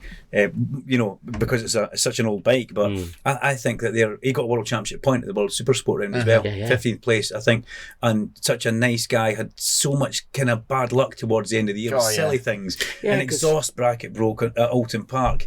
Then he had the crash in qualifying at Donington, and then you never know what's lurking about after a crash. You know, it's one of these things. Well, it was that sort of thing that happened, wasn't it? So one was the thing that led on to the next one. Yeah. So I'm impressed with him. He does. His teammate Jamie Perrin, who picked up a bona fide podium at Thruxton, but then was disqualified for some sort of spacer being shimmed down too much. You know, and impressed with him. That's in the super sport class. The Pirelli National Junior Super Stock class, which is now gone, it doesn't come back anymore. That's place with the Pirelli Sportbike National Championship. Young on Jenner, I think he plays a clown a lot of the times when you speak to Jenner. You know, he plays the class clown, the idiot, but he's a clever young man, and he knows he rides a bike really well. I think he's maybe struggling for a bit of budget to try and see where he goes for next year. But he impresses me. Cameron Dawson impresses me as well. Only his second year on stepping up into this bigger 600 from the little 300 or 400 class. And because the other rider that was fighting for the championship, Aaron Sylvester. Yeah, Aaron Sylvester. So I actually watched that race and he was really unlucky, wasn't he? The high side. Yeah. Which race did you watch? The first one? Where he high-sided through Clark and then he, Curve. Did he broke his arm in that one? He didn't actually break his arm, but it looked like it, didn't it? It did look like it. The bike rode over his arm, and then the bike went head on the tyre wall. He sent me a text message via Instagram at night time saying, I'm actually okay, didn't break my arm, be back tomorrow. And I was shocked at that. 2 minutes later after that, Larry sent me a screenshot, a message he'd had from his girlfriend saying the exact same thing. He was unlucky, and then he crashed, but he rolled himself out with the championship there and then. He's on one a super old bike. No, it's like I think it's like a 2010. Like it's like the old R6. It's like it really is. It's they put a different exhaust. I've noticed the front end's different on his one, isn't it? Because it's not the letterbox front end. It's the kind of It's literally the older bike. It's like the Mark 1 of the R's, like that generation of the R6. You know what I mean? It's like, and he can pedal a bike. Nice guy. Puts a good little team. I think it's the granny and granddad team, the A&G Racing team, but also young Asher Durham. So the four of them went into that championship with a chance of winning it, and Asher was really good this year actually because he missed the first round at Silverstone, joining me in the commentary box, and he came back from there on in and just chipped away because Sylvester built up quite a championship lead, but the others pegged him back. But Jenner was good in that championship. He was clever when he had to be a few DNFs that you don't want to get, but the junior classes are always like that. You know, they're kind of look at the result sheets, they're kind of peppered with holes where they fall off.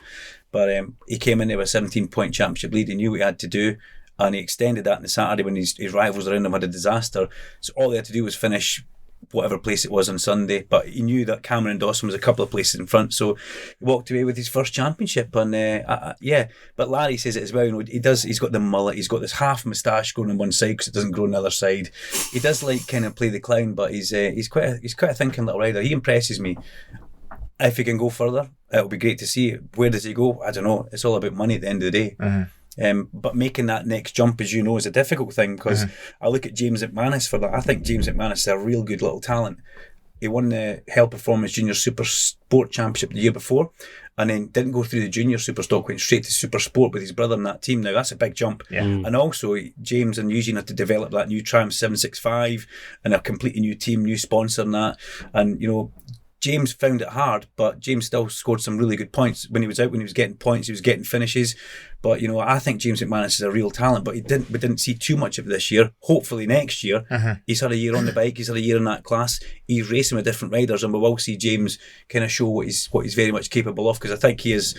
You know, you don't win a Hell Performance Junior Super Sport race by 14 seconds around Donington if you don't have a talent. Yeah. You know, that's where they all go around in one big clump. And he pulled away 14 seconds and cleared off. And, you know, the kid's got talent. And I just think we just need to see another good year from him. And we'll see things coming along. But there's so many people that impress me. Jack Scott in your class on the Rapid CDH Kawasaki. Well impressed with Jack Scott. Stepped up from the GP2 class where he was on the Cavara Projects bike last year, and I thought, I don't know how Jack's going to get on there. Couple of incidents throughout the course of the year, but yeah, very impressive. Great end to the year for him on that Kawasaki. Very impressive, strong results, and young rider coming through because that's something that we need in the Superbike Championship. You're established. You've been in it for a long time. But I spoke with Tommy Bridewell during the year about this, and he goes, you know, I've been at this for 10 years now here, and, you know, it's still, you see the same teams, the same people, the same guys. Some of the guys come in, struggle a bit, but, you know, you look back and see where's the next draft of guys coming from. And it's like, well, where are they coming from, you know? And when that's why I was quite interested to hear your take on it, because as I said, it's hard. It's always hard for us because we don't see it all. They're coming through. Obviously, we've had some very good rookies. You know, Nesbitt and Cook have been... I didn't talk too much about them because they're in the Superbike class. I wanted to try and look at but I just mean as in showing that there is talent coming through, and when they do go in Superbike, they're actually doing a really good job. Yeah, I mean Spud and Max have this kind of thing. They're both Swindon boys. Charlie Nesbitt, No. I mean, And who won the? Oh, the Rookies Cup. Thank you. Yeah, Max Cook. Max Cook won that, with his last round. And to be fair, actually, Brad Perry had a really good last couple of rounds. Yeah. But he had some really good last couple of rounds. He really... Yeah, totally agree. And a tiny little team with not a great budget and just a great bunch of guys who put their heart and soul into it. Lee Hardy. I've got a lot of time for Lee. I really like Lee, but that's not a big money operation there at all. And what they're doing is cracking to see. And Bradley had a few incidents this year where he crashed a few times and caused a bit of damage, but ultimately over the course of it got really good towards the end and showed strong. But he then dyed his fucking hair. Have you seen him? You see what he did to his hair? No, I haven't seen that. No. I think he'd found his girlfriend's hair dye bottle and just thought, wow, why not? It's his last round. He looked like these blonde highlights, and it was like, okay, you're right, son. You're having a moment. There's not much to do in the latest strip bar. Walk and dye your hair, bar, and there you go. Bradley Peete. He sounds a bit like Guy Martin as well when he talks. Don't you think? He's a funny kid. I do know he's a funny kid. Yeah, Bradley's funny. Yeah, but if he's watching this, the hair's just... It's too much. I'm just jealous, you don't have much grey, do you? How old are you again? What do you mean, much grey? He's got no grey. What about? No, you've not, have you? Have you got any grey hair done? Why not? You've got a hat on, you're hiding it, aren't you? See, you youngsters, that's what it is. You youngsters. I tell you, didn't Charlie Nesbitt win the Sunflower as well? Yes. Yeah, well... From Richard Kerr. Yeah, Richard Kerr won a race as well, though. Hold on. Yeah, he did. Speaking of Richard Kerr, the Stock 1000, isn't that still up for... Oh, good one. Yeah. Isn't that still up for questioning at the moment? I don't actually know, to tell you the truth. I'm kind of out of the loop on this one. On here, but I'm kind of the world of social media on side of that thing, isn't it? Because it's... I tell you what, that was a championship. While you chat between yourselves. I wanted to talk about that championship anyway because it's one of my favourite championships because it's the kind of last big championship I rode in, and from what's meant to be a Honda dominated championship, which it is. I mean, there's loads of Hondas there. I still give so much praise to Alistair Seeley. I couldn't that BMW. I couldn't agree more. The fact that that should make other people see that I don't need a Honda. Look at that guy. But look he's doing on that BMW. You've got the weight advantage. The BMW's never ever been slow. But you know what makes me fascinated about Seeley is when the sport develops and chassis change and everything like that, and they're always basing over the fastest. And at that point, the elbow down, which was nothing new because of Stefan Bradl, Marquez got involved. And he says you have to adapt a new European style elbows, everything adapt. Seeley does not hang off the bike at all. He looks like Mick Grant. And that's exactly right. It just totally tucked in, and it just shows that. We talk about car racing, the bike racing, and the biggest difference, and this is probably blatantly obvious to everyone, it's literally the pilot. When you think about cars, you're stationary, you're in a seat, you weigh X, you are this tall, that does not matter, you are in a stationary chassis. It's about what car you're in, setup you've got, and what the team have done. The bike has an extra thing with the rider input, what the rider actually does. You could put a fairly decent car driver. Christian's pretty good at karting. You could put him in a decent car. Who'd win in a kart race, by the way? Who'd win in a kart race? Me. Okay, good. Next. So, I can't disagree with that. You could put Christian in a pretty. But I'd have a much nicer suit. And he would go pretty fast. He would go pretty fast. But you couldn't put some sort of dodgy guy on Christian's bike and expect him to get anywhere near what Christian. Yeah, you're a dynamic part of the machinery. You're a huge part of it. But then my point with Seeley, it's like his style has not changed from the Mick Grant era and that side of things, but then he can still put the lap times off who. In general, though, do you not find I find that really interesting? If you actually analyse bike racing, what's the best way? What is in theory, there should be a set body position that is the best, and yet you watch the pinnacle. So let's go MotoGP, and let's go Jorge Martin, who's absolutely extreme in one respect. His chin is on the ground. Racing again. His shoulder is. He's just completely. He wears his sponsors off his arm. That's ridiculous. Yeah. And then you've got Aleix Espargaro, who would be your classic style. Yeah. Racing together, and it's quite interesting because it's not just how you place yourself, but it's also you need to get the feedback from the bike. But it's actually quite. I find it interesting. One must be more physical. It's a side talk, but I find it really interesting. See, I think there must be a physical element in it as well. One must be more tiring than the other one. There must be, because when I did a bit of sidecar racing, I was a passionate sidecar, and a well-established sidecar driver came up to me after the free practice and followed me and says, "Stop trying to be a Hollywood guy out there." I was like, "What do you mean Hollywood?" He goes, "You don't need to be down on that bottom hanger away down there, hanging away over the back. You don't need to do that here. that's just like you're just styling up and showing off. And I was like, oh, I just thought that's what you had to do. He goes, no. You can just lean over the back, and plus you'll last more laps. You get tired going down that bottom hand, and I was like, nah, I'll be fine. And it was a 10-lap race on lap 6. I was like, blowing at my arse. And then to try and tap the driver was impossible because I couldn't get my arm forward when you're doing so much speed. So I thought, okay, point noted. So the physical side of things, like dragging your shoulder on the ground on a MotoGP bike, all right, the guys are really fit, but it must be more physical than what Seeley does. Yeah. You know? But I do also think a lot of it is down to also how your physical shape. I don't mean physicality. No, I mean your actual size, stature, leg length, back, yeah. You know, that sort of thing. Because Alistair's a wee guy. See, I've watched Alistair get on the bike in the pit lane, and they hold the bike for him, and he goes tiptoe, and then somebody pushes him away. It's the same with the grid. He can't get his feet down because he's so short. But I think what he's done this year on that Cinetic BMW has been nothing short of sensational in a sea of Hondas that are proper good. Little one bike in that garage because they've not had a great Superbike programme this year, the Task guys, which has been a great shame, but I like them down there. Good guys in that garage, and seeing Alistair out there, you know, it's been a good year. Little windmill. Yeah, but the Oldham Park thing was like, you know, that's brilliant. Of all the people that got rough up, I was like, Alex Olsen's one of the nicest guys you'll ever meet, who looks like a geography teacher, never been a bike racer, you know. And they're in there, and the marshal was pulling him away. I thought, oh my god. But they both got wrapped for that. I wasn't playing on my phone. I've got the MCRCB statement. There's lots of blah blah blah that I'm not going to bore you with, but basically it says they wish to investigate the circumstances of a potential irregularities concerning post-race technical control following the Pirelli National Superstock race.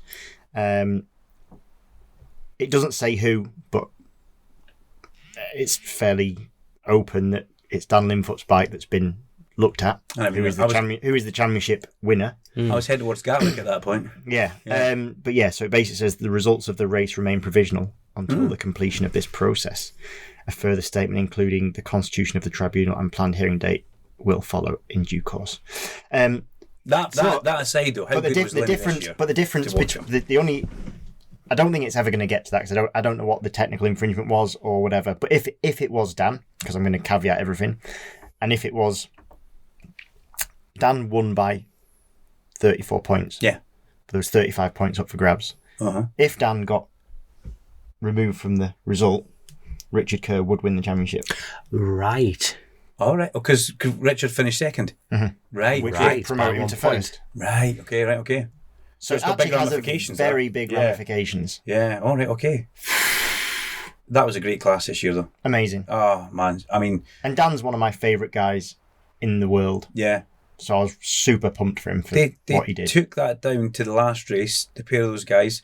I think the points gap was bigger than it should have been, actually. It should have been tighter than that going into that last race, but Richard had an incident at Cadwell Park, which is through no fault of his own, when Ash Beach crashed at the first corner right in front of Richard.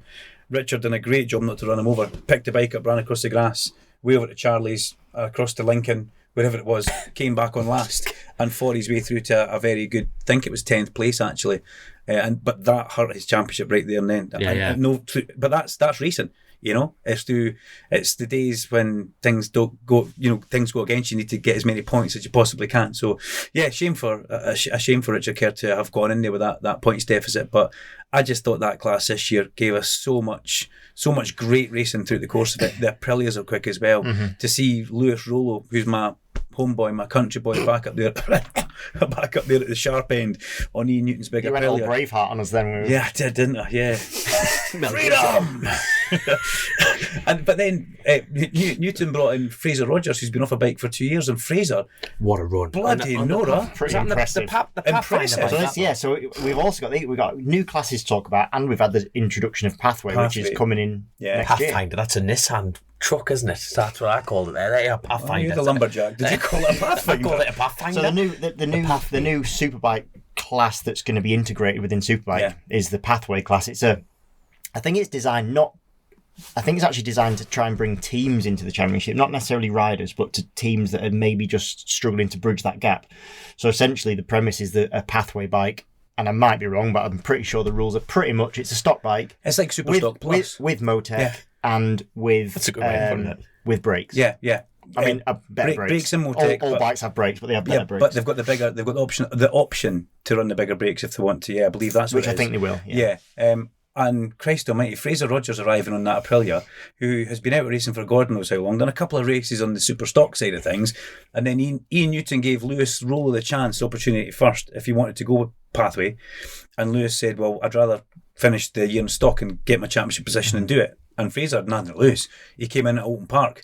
He done Alton Doynton in the stock class and jumped in. I was so impressed with how he What went. a run he had. But also, Yeah, it was in the impressive. wet at Doynton, Franco Born was 10th.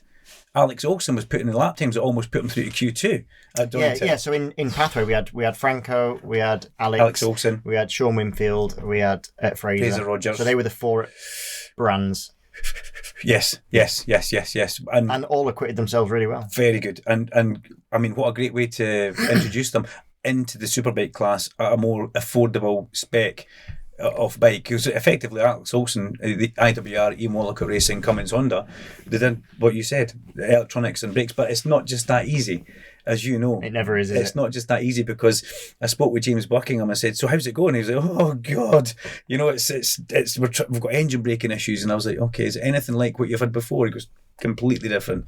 The bike acts completely different when you put the Motec on it." Well, I did have a chat with Arad. I'm not going to throw them under the bus, and I was like, "How is it?" And he was like, "My bike's a turd." I'm not going to say I said that. that's going to get cut. That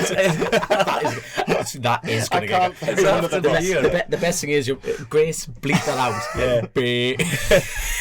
Because So yeah, just the name. You can leave the rest in, so everyone will be trying to like filter it to see what the name was. But yeah, so basically, I don't know if those on the outside outside of racing fully realise, but you change the electronics package, and it completely changes that bike. The whole DNA, the whole fundamentals of that bike completely changes. And this unnamed rider, two beats.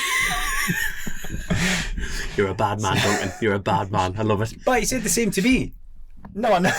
No, he's not disputing that. It's the fact that you're grassing him on the show. All right. Yeah, but We're trying to get him on the show. all right. The thing I feel sorry for him is because the week before he had a bike that had him in the top 3. Yeah. And that shows you just how much we take that off, we put that on. What's going on? Yeah. It's a completely different bike. Because I do actually think, as much as I think it's designed to bring teams in, I do think it's probably not a bad stepping stone for riders, because I do believe that we see a lot of riders that can ride the stock bike really well and then sometimes struggle to make that step up. Yeah. Because the Superbike is, as much as it's the same bike, it's not even close to being the same bike. No. And trying to find that feel. I mean, we've seen Franco, who's, I think, done fantastic, but genuinely, I think if Totally he raced agree. his stock bike, even with stock tyres in the Superbike, he probably would have been quicker than he was on his official Honda. Because they're difficult to ride. And actually, a lot of times, I genuinely believe that would be the case. You've got to watch, because the stock bike's actually got more safety, like it's got more things on it than you basically. Yeah, it's got traction control in it for a start. It's got these things.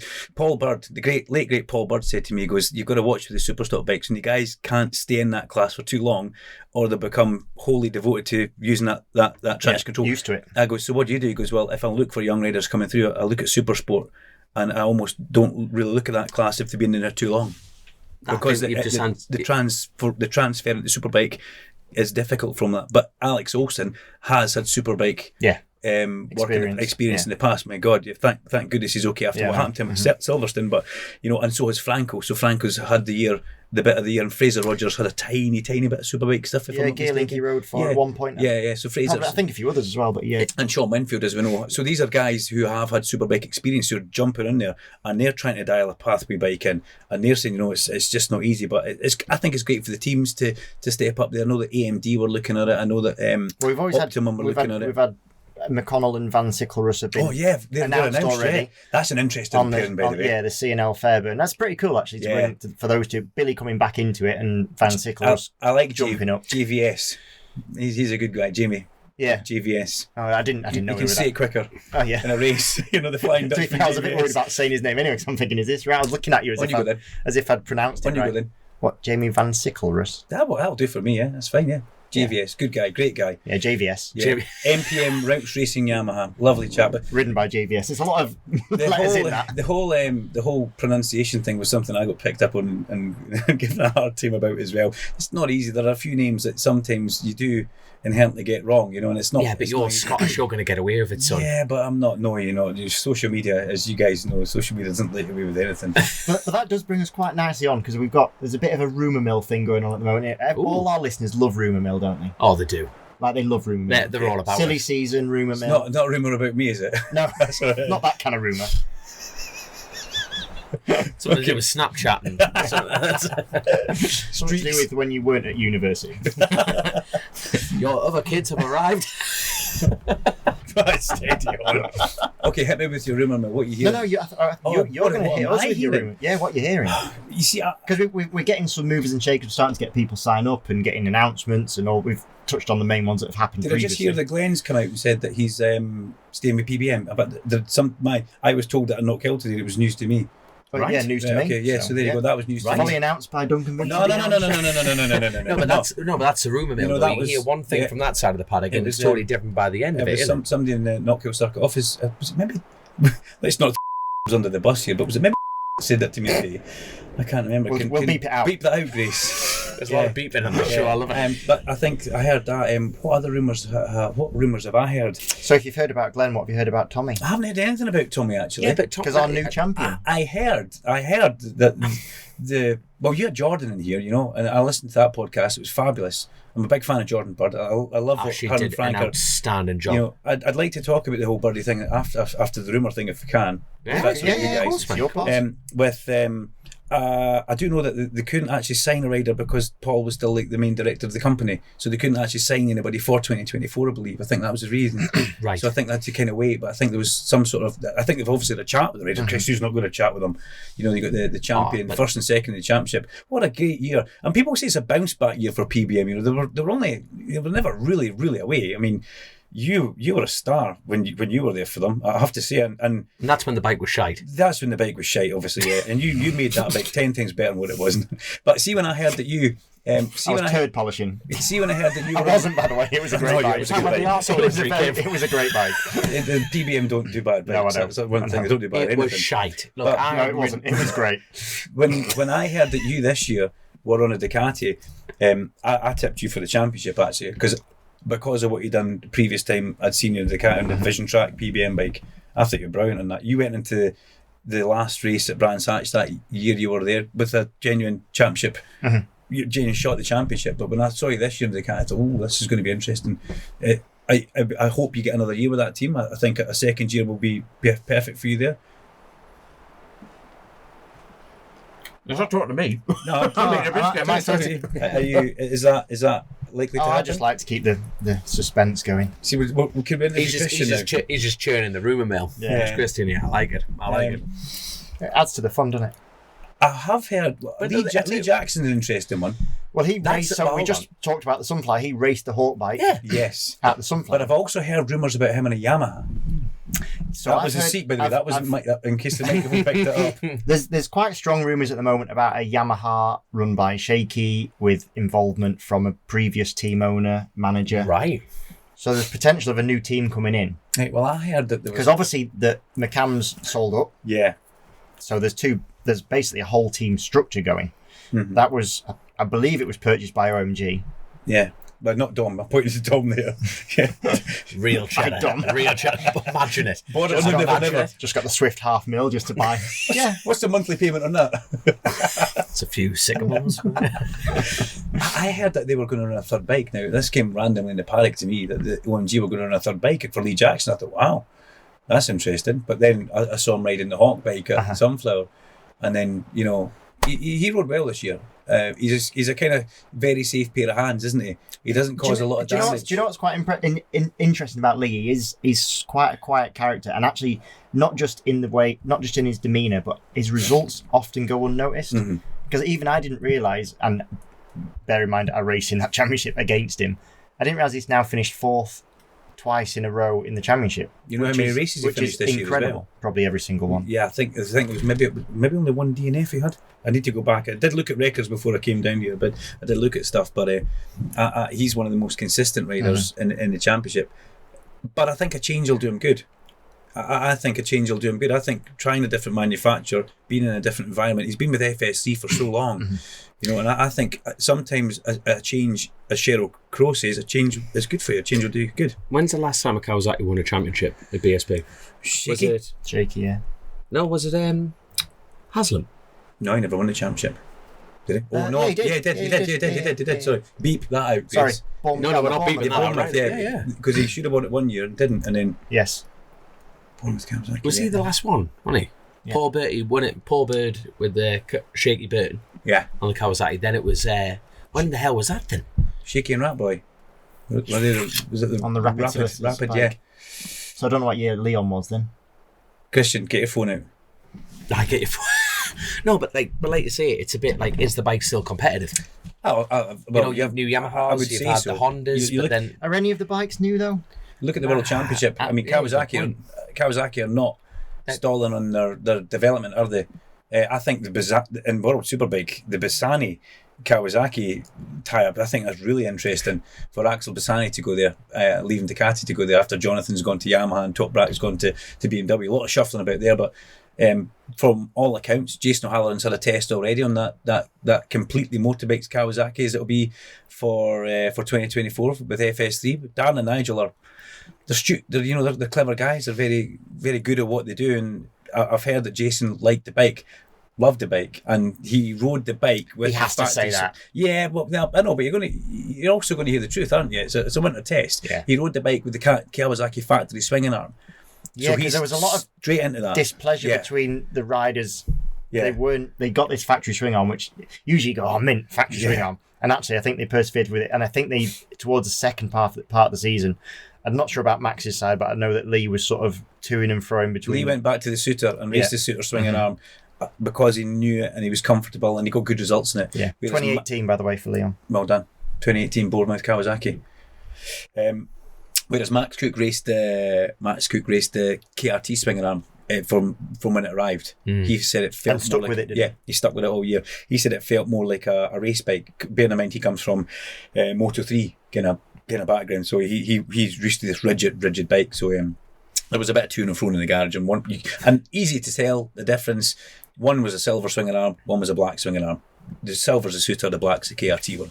I tell you what, Max Cook made me laugh, mine, because Alan Garner has an auction, like for charity every year, and Max was there buying all the broken bits. Was he? He was for his collection. He was like paying his own money to buy the bits, All his broken. bits? You know, the bent wheels, the fairings. God. He was there putting his own money in, buying it back. Was it his bits he was buying? Aye, it was the bus bits because they were like auctions. Like, they had like Jason O'Halloran's like bus fairings and everything like that. You know, people chuck in. It's for a good cause, and he does it every year. Wow. And there's Max Cook going, "I'll have my wheels. I'll have this." And some bloke outbidded him. Oh, Aaron Jeff's dad. I bought the wheel. He was like, I think they were trying to haggle it back and stuff like that. It was great crack, that. But like, Imagine I buying wish you were broken bits there. for a bike. And when you're your own. Yeah, you could have just gone and I'm taken telling you now, he was there. Yeah, it was good crack. Good That kid, was good good crack. kid, fast kid, good future. I've got a cracking question. This is actually Christian's question from when we first had you on your pod with Chrissy. It's like, who's your outside bet for next year? Because we know Tommy Bridewell's coming me. back in. Yeah. Right. So Tommy Bridewell's coming back. He's running the number one plate. He said that. Is he in coming the- back? We haven't actually. He said in his Is this a interview. scoop, Dom? No. He said this in his interview. Like I was listening to TSL on the way home, and I think it was Larry Carr actually, put the microphone underneath him. Oh yeah, the real scoop getter. Scoop got the scoop there. Scoop. But he stood there and he said, if anyone's wondering if I'm going to run number 46 or number 1, he said, I'm going to run the number 1 plate. Oh, good. I did hear that. Because he said there was Bravali who he dedicated the race to, and said, look, if I'm going to run number 1, it's for his brother. I like that. He's I a want to see classic. the number one out Me there. too. Like, there's been a bit of chat on the group chat about if whoever won the championship what would you run? Yeah. And I like to see the one. You want to see the one. Everybody wants to see the one. It's nice that people have their favourite numbers and that, but as an outsider, I want to see the one. When I'm racing, I want to race against the number one as well. Mm-hmm. I want to beat the number one in the timesheets, so the number one's behind me in the timesheets. You want to beat the guy that's the best. But like, it's kind of a funny one because, like, obviously with Tommy, he's got a very strong connection to that number for very clear reasons. And other riders might have strong connections with their numbers for whatever reason. But yeah, for me personally, it's like one of those things where you work all your career to get the opportunity to run that number, and then you'd be like, what would do you you think it should be mandatory? Oh, 100% run number one. Yeah, good man. But I think what's different. But do you reckon it should be? Yeah, but what happens now, seeing like MotoGP, World Superbike, the real top tier riders, it's their brand. The number is the brand, and the font is the brand. So actually, they don't want to have to go back to it and then return back to a number. Yeah, exactly. So they might come in and take their number. Yeah. Like, sort of There is that side of it. I'd be straight into number 21. Steal it. Take it away. If I was one, I wouldn't care. Who's my outside bet? Who was your for 24? For 2024. It could be this guy sitting here. He's in the same bike. It could also. I mean, the Lamy OMG boys. Ryan Vickers' first year on the Yamaha was something nothing short of sensational. Ryan was known for being a bit of a crasher, wasn't he? And he crashed a lot of bikes with Lee Hardy, and through very clever management through Roger Burnett. And I think one of the main things that's really sorted him out this year is Roger Marshall. Roger Marshall was such a key man in Ryan Vickers' armoury. I think that Ryan Vickers next year, or his teammate Kyle Reid, is a good £3, £4 bet. Not going to go £5 on him. You are Scottish. I'll bet that bit short bet on it. But I think that's a pretty good outside. I mean, that's probably not an outside bet, to tell you the truth, is it? But they'll get good odds on Ryan Vickers. This is the thing, when Christian first brought this question to the show, it was like, actually, how the hell are any of these lads outside bets? You know what I mean? But that is the thing with BSB. Like, you think that much depth. You say, there is that literally that much depth, and you look into it and you're like, well, there's probably 15 riders that can at least win a race. There's 10 that could. Charlie Nesbitt for me. If things land right, there's probably 10 that can win a championship. Max Cook then. Max Cook is your outside bet. Yeah, Charlie Nesbitt for me, because that. A lot of people gave me a hard time on social media saying you're forgetting Charlie Nesbitt's a rookie this year. And I'm not forgetting he's a rookie. I know he's a rookie. If Charlie can stop on the damn thing a little bit more, he'll be freaky fast. Nah, but the thing, he will be so fast on that Hawk. I was going to say Kawasaki. That's a flashback. On that Hawk Honda. And omelets and eggs, that's an expensive omelette, don't get us wrong, but it's omelets and eggs, though, isn't it? You know what I mean? He's pushing the limits. Yeah, I know, I just don't want him to hurt himself, though. Maybe taking that 1% back will keep him on it and get him more points. Some points are better than no points. But you know what? Bloody good outside bet for the championship as well. Spud, Max. I'm putting a £5 on it, and I don't even have a £5. I mean, the other confirmed one that we've got is Danny Kent on the Martrain bike, and he went and raced it at the Sunflower. The Sunflower. It's kind of a difficult one because like he'd never been around Bishop's Court as far as I'm aware, and he hadn't ridden the bike before that weekend, so it's not easy. I feel sorry for Jack Kennedy, by the way. I do. I don't think. I thought. Do we know where he's going? I don't. I would imagine. I heard something maybe about the Triumph thing for Jack. Well, the thing it's hard, isn't it, that turn and from between Superbike and Supersport. Jack's had a good year this year, and I think Martin have had a good year as well. I thought he would have got a second year out of that, but they've obviously thought they want to do something else. It's fine. They want to go in a different direction. But the way Martin have performed and the way Jack's performed, I think it was pretty level across the board. From an outsider looking in, you don't know what's going on with the data in the garage. You don't know the actual real crux of the matter. But because Martin have really changing their structure, so they've got some of the McCams guys. Good guys from McCams, and they've really changed the structure. They're going pretty. Having said they're going in deep with it. I see if they could have run two bikes. Wow, that would have been mega. That's the other. I did hear that rumor. That would have been because I did turn up at Brands and someone said, I've heard you're riding the second Martrain bike. I was like, well, one, I didn't know there was a second Martrain bike. Are you? Or that I was on it. So isn't that nice when people talk about you like that? It is actually quite funny, some of the things that people tell me that I'm doing. It is funny. How many times have you said yes? Yeah. No, but they go, you're riding the... And I'll go, yeah, I'm doing that. They'll be straight to the Ford, just put Lightning's riding that bike. Do you know what's the funniest thing? Is you get people that I don't have a clue who they are on Instagram or Facebook or whatever it is, and you get like this a genuine like randomer, and they go, "What are you doing next year?" Oh, Hello, Barry. I've never met you, but I'm... Barry, glad you got in touch. Nobody else knows this. Second name Soap. But you seem a nice guy. This is what I'm doing. Barry Soap. It's a Barry clean Barry Soap. What the hell's Barry soap? It's a something wash yourself, is it not? A bar of soap. It's like a fake name that's clean rather than Mike Oxbig. You ever met Mike? No. I don't want to either. No. or Mr. Peacock, pass. Drew Peacock, you know? You ever heard this fake name? So Danny Kent will be interesting next in the Yamaha because I thought he was punching way above his weight on that little LKR Honda this year. Yeah. I didn't see him leading the first race of the year at Silverstone. He outrode the official Honda team by not even close. I'm just so surprised that he wasn't a signed up Honda rider from round 4 or 5 onwards. I thought that Harvard had jumped to get him into that team. You know? Yeah, I mean, I think like that was Danny's team in conjunction with a main sponsor. Yeah. So I think jumping ship would have been difficult. No. I didn't. No, not jumping ship, but expecting him for 2024 to be grabbed at Honda. Yeah. You know, you think, wow, we've got something special. Somebody can ride this Honda, and he was pretty. I mean, I think we're all very lucky with what happened at Thruxton that he fell off the other side of the bike, and he didn't come the side that Jack hit. But that was close. Yeah, what the rear shock mountain had broke or something. Yeah, it was just Jesus. Yeah, terrifying. And Thruxton's a fast place, but Jack and Danny both very, very lucky with that one. I think.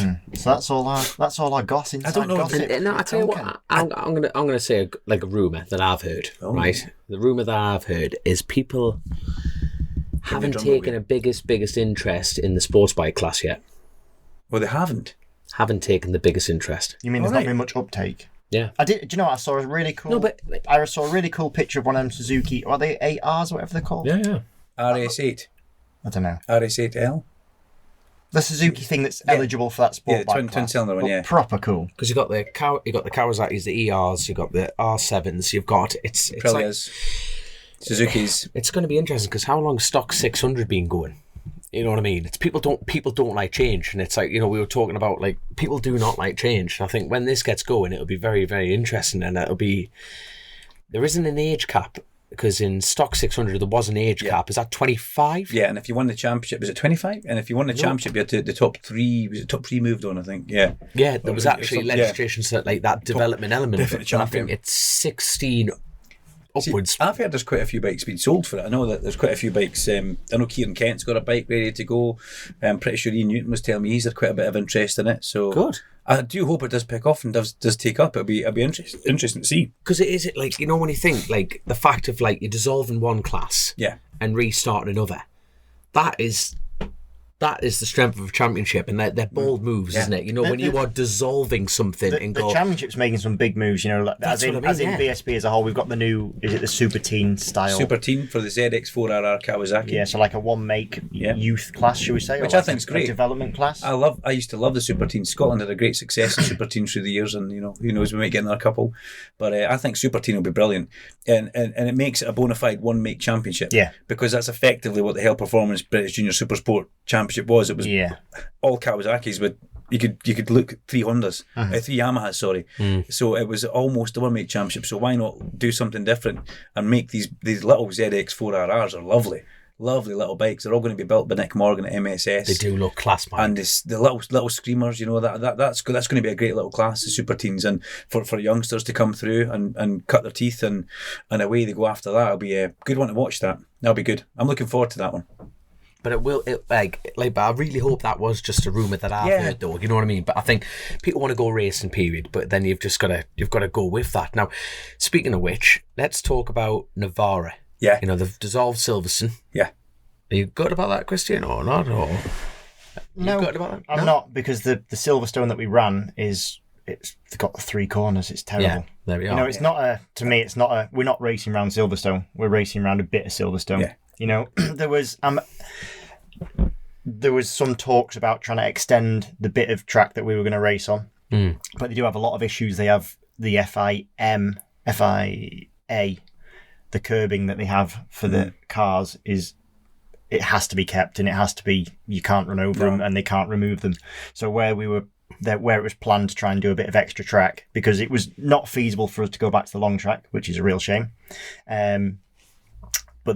So the extra track would have made it a raceable circuit, But yeah, I'm not going to miss the little triangle. Not one bit. I'll miss the facilities. It's nice to have a toilet in the garage when you're desperate, just before you go out. What are you going to miss about Silverstone, Christian? The bog. To be fair, has that. So and Brands has that because it has a sink in every. Sink, Dave. Oh, you don't. Please tell me you when don't. When you gotta go, son. At Brands at the last round, there was like, I don't know what it was, but there was something in the sink. I think it was a stone. And my whole goal for the weekend was to, just by the power of piss, get the stone down the plug hole. And a few times it was playing on my mind. I thought I need to just go and try. As he's going into Hawthorns. I'm sorry. But then I'd go in and not have the pressure because I hadn't built up. I just wanted to go and try and go a bit further. But I did it in the end, and I let out a little whoop. And obviously, everyone in the garage must think, "What the hell is he doing?" Is your core strength that good? You can power piss. It took me all weekend. Have you ever heard the bad? Do you snip it and build it up and then poof? Have you ever heard of the bad Tenacious D? Yeah. Right, you know the cock push-up? I just lay on the ground. The cock, like, how many can you do? Like, you only need to do one. You know? That's him. I watched one of your boys wash his teeth in that toilet. I can't say I've never tried to do the cock push-up. Yeah. God damn it. Oh man, listen, I mentioned Birdie. I need to say, Please take us away I from need this to line. bring you away from the cock push-up and whatever you were doing in that sink. That's really bizarre. I hope MSV are listening to that. In Navarra, they'll be keeping a proper eye on you. Sorry, we missed the Navarra bit. Sorry, we missed the whole question. Navarra. So Navarra only go Navarra BSB. They're only going with a handful of classes. Yeah. So that's Superbike, Super Sport, and the F900. Yeah, you're going. And British. I'm not sure if I'm going to be doing it next year. Well, okay, your class is going. So yeah, the F900. I've got a picture of who's going actually. If you want me to dig through my phone for a minute. So that is. And also, actually, we said Silverstone's off, but I think there's some classes going to the MotoGP. Yes, that's on the cards, isn't Stock thousands go into MotoGP. So, like I say, it's BSB for God's sake that we're talking about here. They do an amazing job, like juggling everything around how they do it. But why only the 4 rounds? 4 rounds. Four championships? 4 championships going in Navarra. Well, it's the 2-day event for a start. It's not the Friday, Saturday, Sunday, so it's only Saturday, Sunday. But then you got the 2-day test. Yeah, you got 2 and I think it must be down. They must be looking at budgets for. I think it's budgeting. It's got to be because to take all the classes, that's a big hit at the start of the year. I think there's probably multifaceted, but budgeting will probably be the main one. Yeah. But also, if you think that's going to be their first big event that they're going to run there, it's not a bad thing to have a soft entry to what's... Oh, yeah, no. Do you know what I mean? Makes sense. Makes a lot of sense. I mean, I quite like the idea because basically, we have a test there. The way that they've done the weekend is I don't remember exactly the days, but it's basically ride Tuesday, Wednesday, have Thursday, Friday off, and then race Saturday, Sunday. So actually, we only do 2 races at that one. Yeah. Superbike, we normally do 3. Yeah, normally 3 is 2. But it's just 2. So... But obviously we've had a lot of track time to start with, so we have less practice, but we have already practiced. Yeah, so there's a really strong stranglehold on how much testing we can do pre-season. Yeah. And it is a much later start to the year than it's ever been. I don't think you're allowed to test even before you turn up to Navarra. Oh, really? Or the first official, whatever the date of the first official test. I think you're not allowed on a bike 16th? Before then. No, yeah. I think it's Donington. Yeah, there is one at Donington. Yeah, there's one at Donington. Is I was going to say 7th of May, but that's Wales. So that's the first time you lads, the Superbike lads, can get out on track. Is Donington. On a Superbike. All right. Which will be pretty chilly. Oh, here we go. I found it. But now that you're riding for Martree and you'll be getting stock Yamaha. Navarra, going to Navarra, we've got the British Superbikes, the British Superbikes, the Quadra Group British Super Sport and GP2. We've also got the RNG British Talent Cup, which is going to go over with us. And Dom, you're going over as well with your BMWs. I've just told you I might not be doing it. So the and as a track, like we both rode it last year.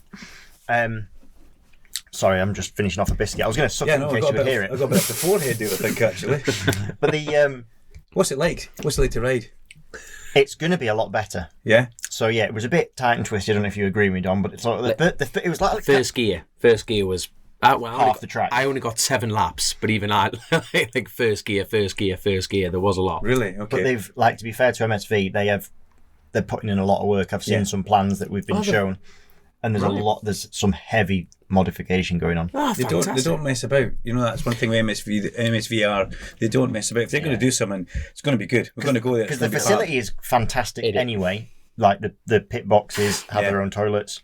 The layout is phenomenal. Like, you know, like, I know it was a lot of first gears, but like you could make even if they didn't change anything. Yes, there's a lot of first gears, but you could have made that work. Yeah, you know what I mean. There's actually run off and World Superbike race there. Exactly, and like the landscape and everything. Even as it was more than raceable. But yeah, I've seen some plans and it looks cool. Cool. So it'll be really good.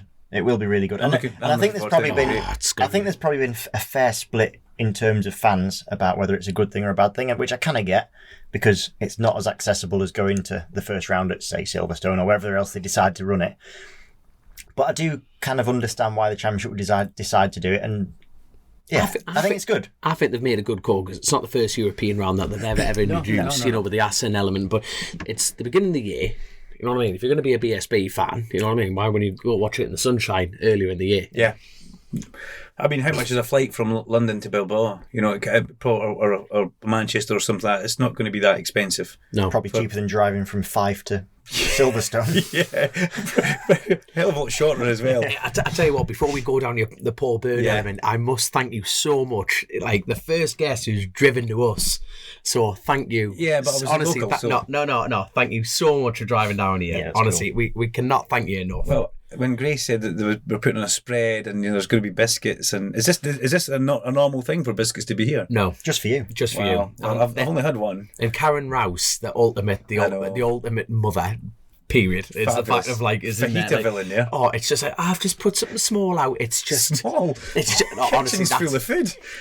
Oh my god! When did you first meet Chrissy? Oh, when did I first meet Chrissy? Oh, I don't know.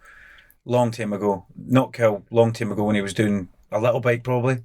I don't know. Well, the first time I met Chrissy, Christ, I don't know. His appetite, that was barely a starter for the lad. You know what I mean? It's really? The only thing that was quicker than his lap times was his eating capability.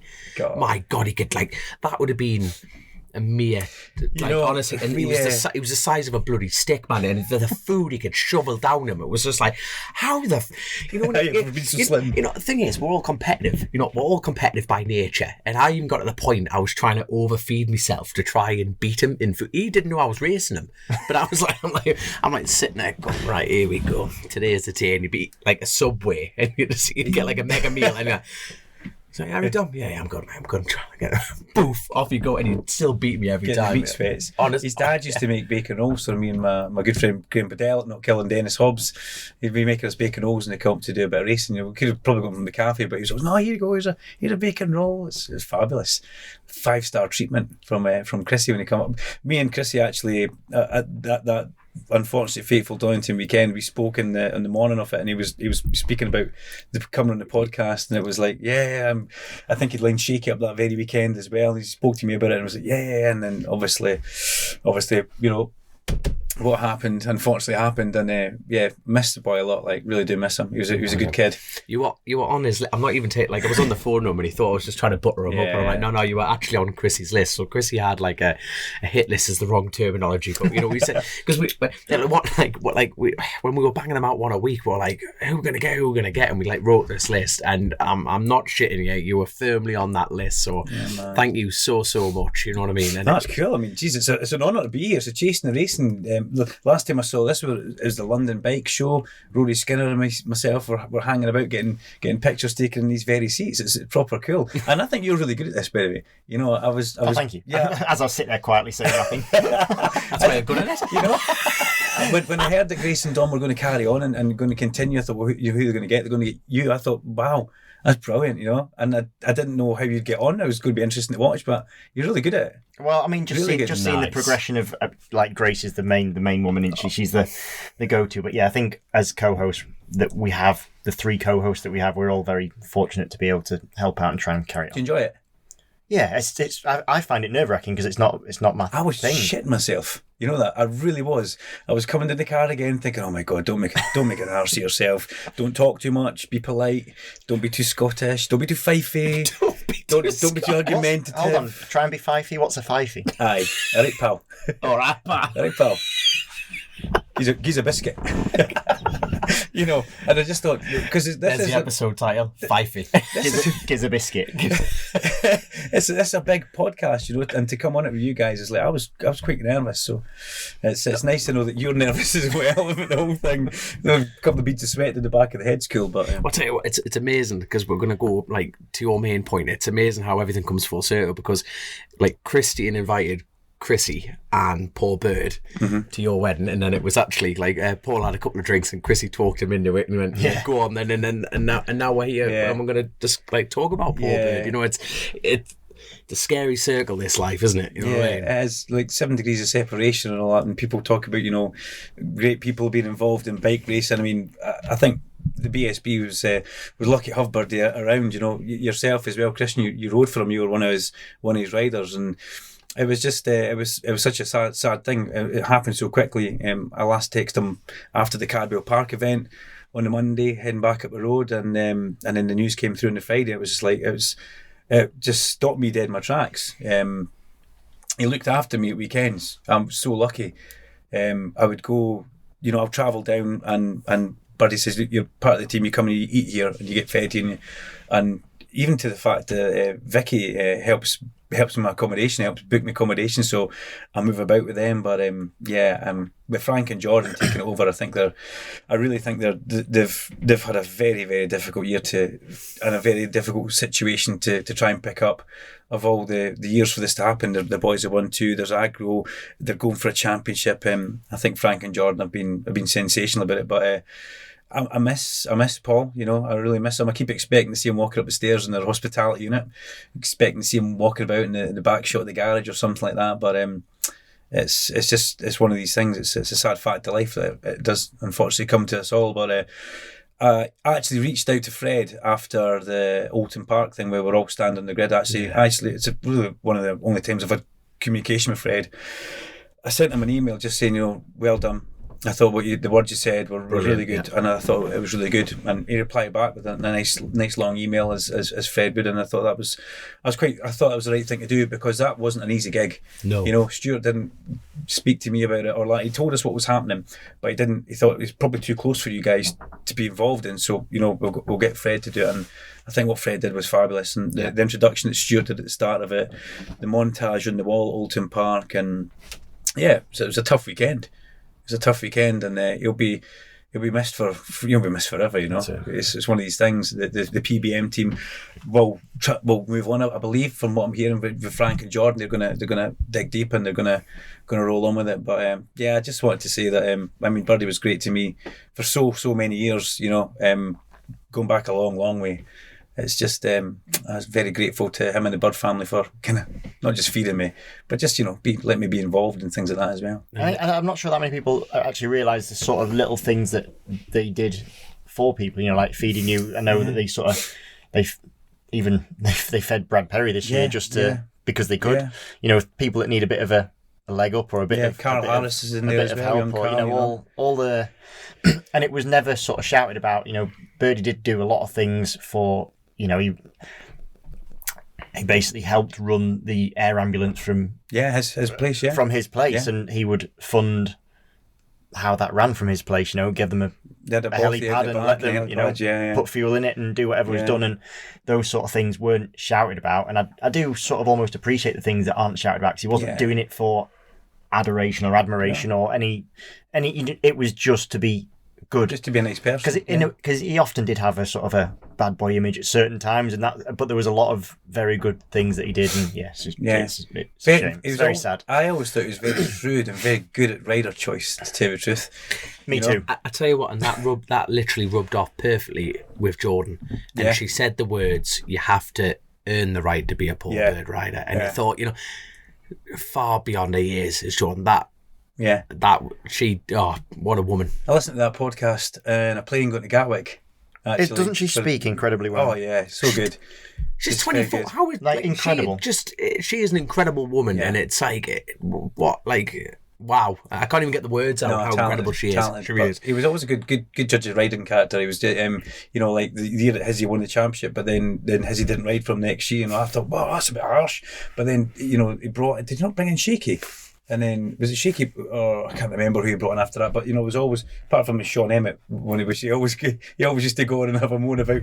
But always a very, very good judge of ride. I mean, Christian, he signed you, so he Everyone makes mistakes. He let me go as well. Jesus. You had 2 years out of it, did you not? I did, yeah. Yeah, you had 2 years.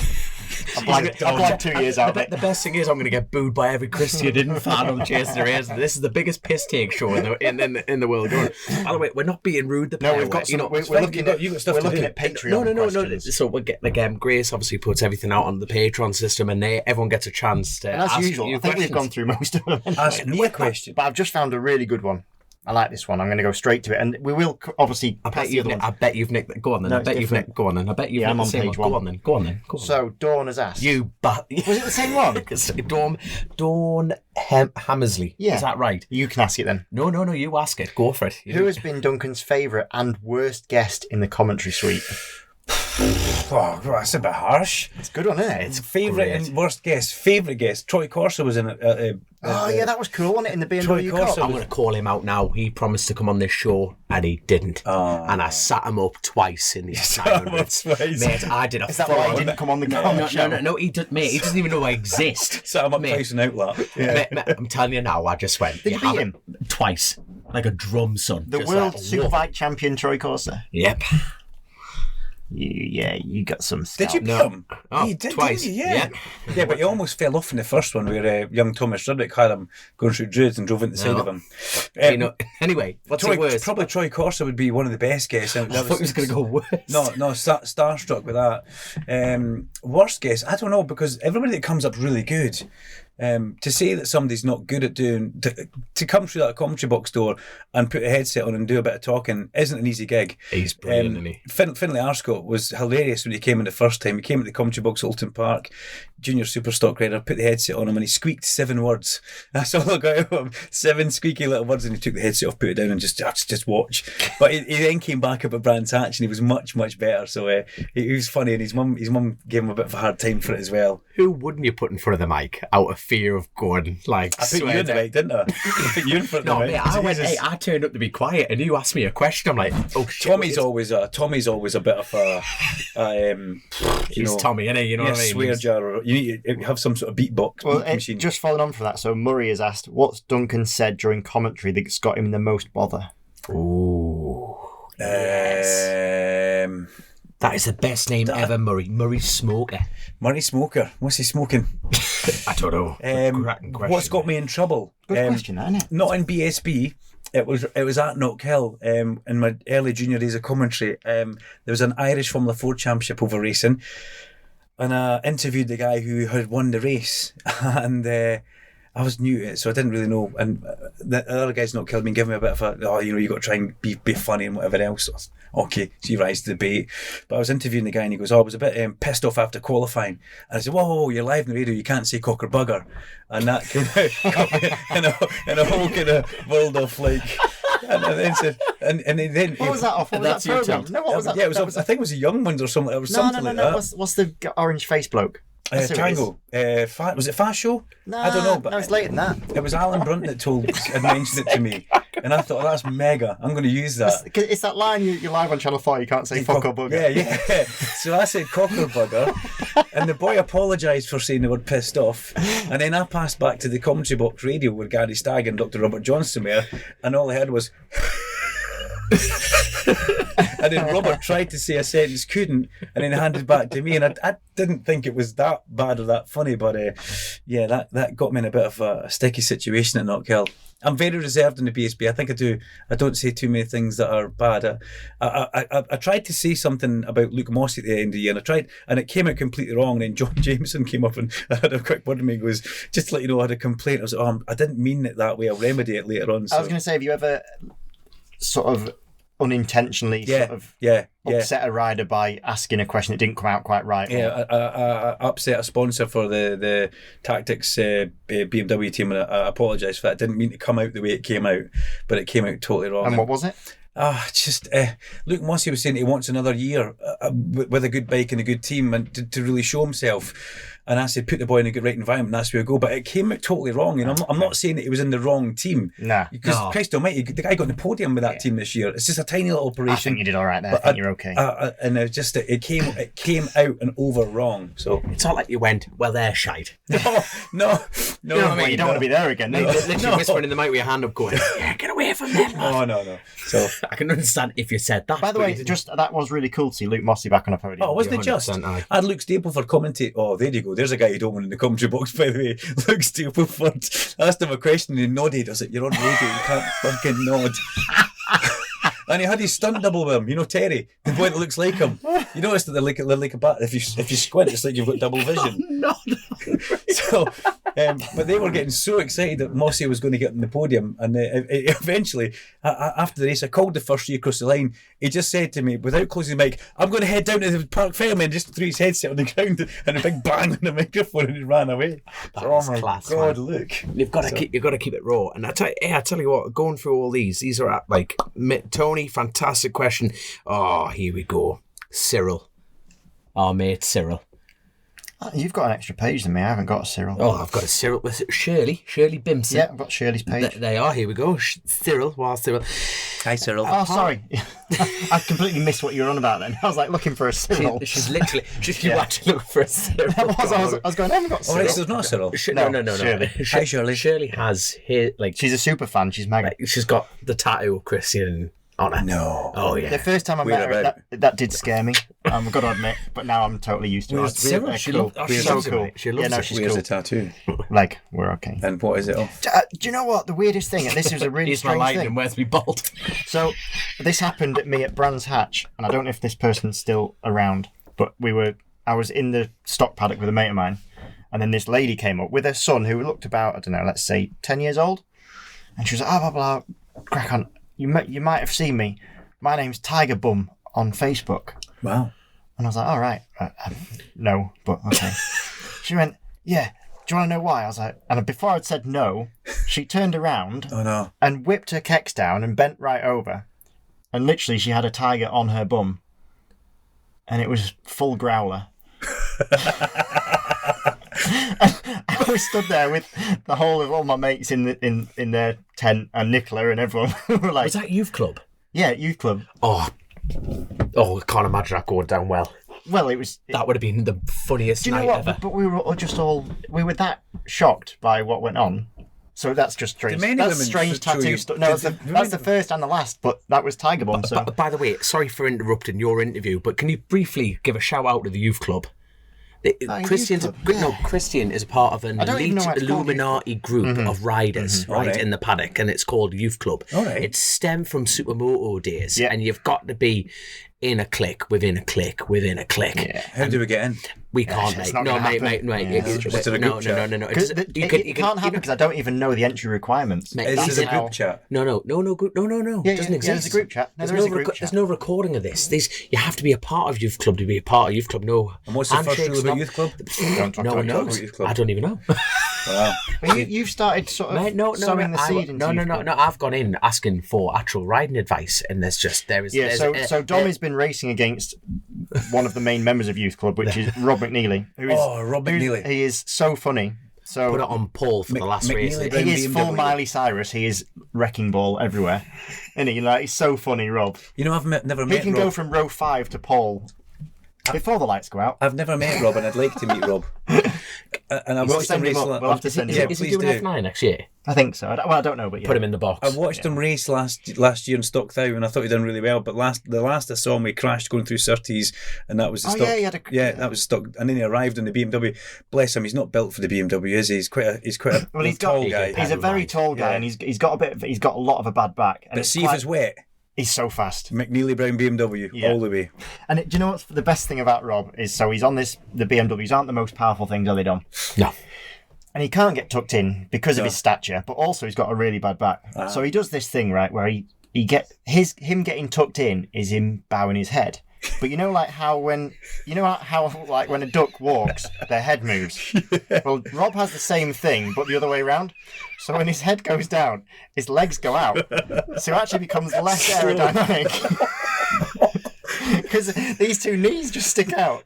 So if anyone wants to watch and cheer for Rob McNeely, who is the main member of U Club, then just see the guy whose knees are sticking out. You can't miss him. He's bright orange as well. Yeah. The best thing is, I was going to tell you where you could find it, but I don't want to disclose the information of Youth Club. It can't be known. You can find him at the exit of certain corners sometimes during a race. No, but the mad thing, if he's got a Walking bad, away. I tell you what, if he's a bad, he pedals, mine. He absolutely pedals. But I tell you what, we're going to have to quickly go through the rest of these. So Bullet Baz has asked a few, but then at the end, Duncan, what's your commentary box biscuit of choice? Seeing as it's very on point, so we've got a huge choice of biscuits here: bourbon or custard cream. I mean, he's narrowed it down for you already. Tunnock's caramel wafer. I had one of them today. I was on a Dark chocolate one though. I was on a Logan Air flight. Were you? Clearly, that's a thing. That's Scottish, yeah. Where are we heading? Southampton, From where? Newcastle. Okay, lovely. Sorry, Tunnock's caramel wafer, bourbon, custard cream. I need something that's been wrapped in foil.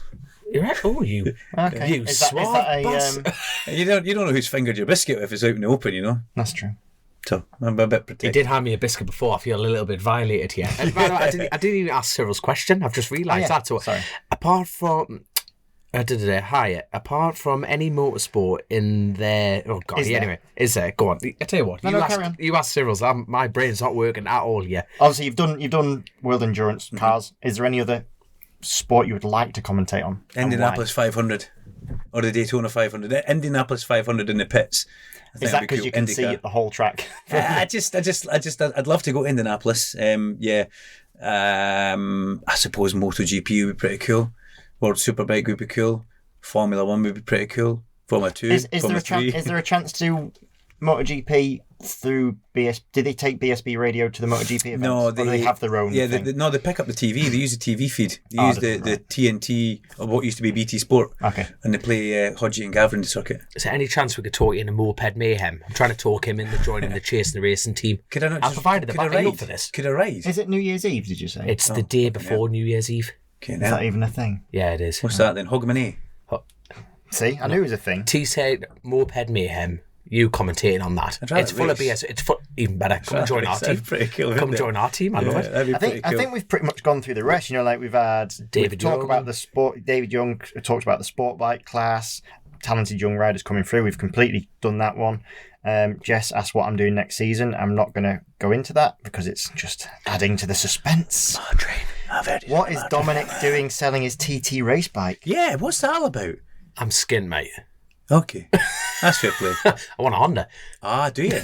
But they're just faster. Yeah, okay. Are you going to do the roads next year? Oh, mate, I live, mate. 130.274 miles per hour, Dom Herbertson.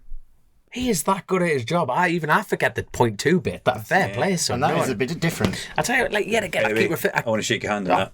Well done. Thank you very Impressive. much. I let Christian down though, because I keep yet again we had Christian was always a standing joke. Down? Yeah, I let him down. He was the kind of standing joke for a while, solely because he always said, "Am I just another co-host?" Because we did 4 or 5 episodes with me and Chrissy, and they were always great cracking that. And we got talking about just before the TD, and he says, "Well, if it we got talking about the 130 element."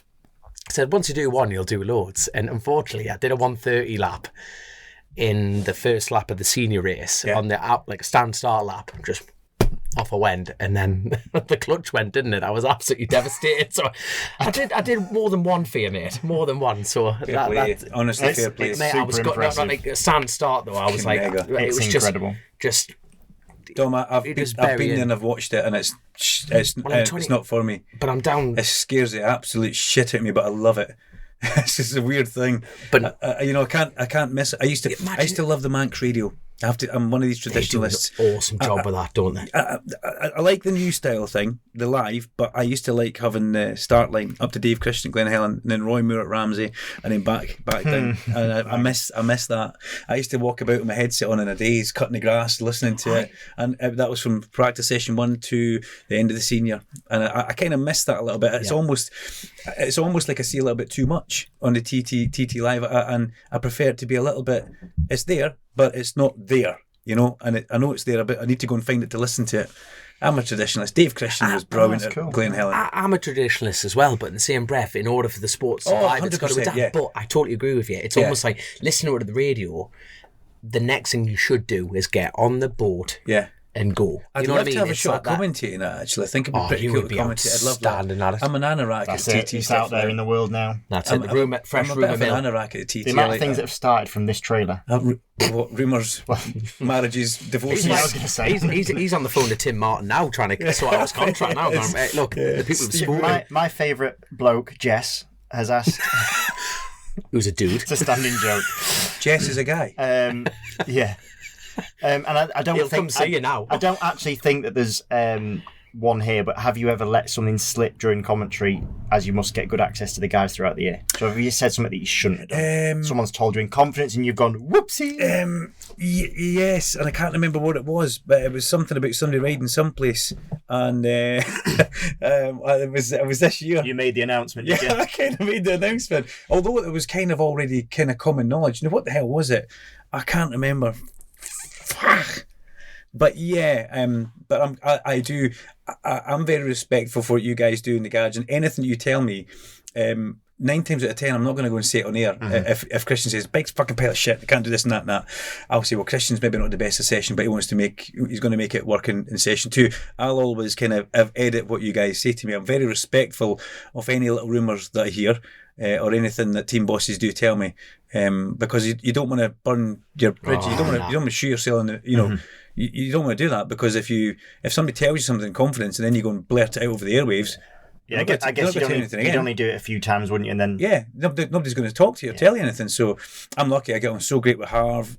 Birdie was great. Johnny Mowat, Darren and Nigel, your boss. Even in the McCam's garage, I'm getting better with. I'm just learning the guys at OMG, and I really like them. The talent in that garage, when you actually stand back and look at it, the riders. Paul Curran, Tommy Hill, Roger Marshall, bloody Nora, and Hillier in the middle, and Casey O'Gorman. Fucking hell. Oh yeah, you never mentioned Casey in the... I know, I forgot. Because I forgot. Well, I know there's that many, but... Casey's, we're going to have to quickly talk about it, but Casey jumped on the Supersport bike for the last... He was on the path. He was on the pathway bike on the Friday night.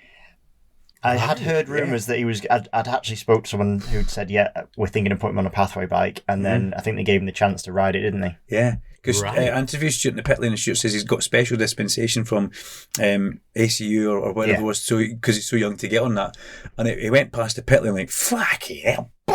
And I thought, wow, okay. He seems at home at that. But he is a talent, because they first got him and they stuck him in the junior super stock bike, and but he never actually got the race because he crashed in the warm-up lap. He got crashed into it. He had an incident with Jacob Hatch and Finlay Arscott, and down they went.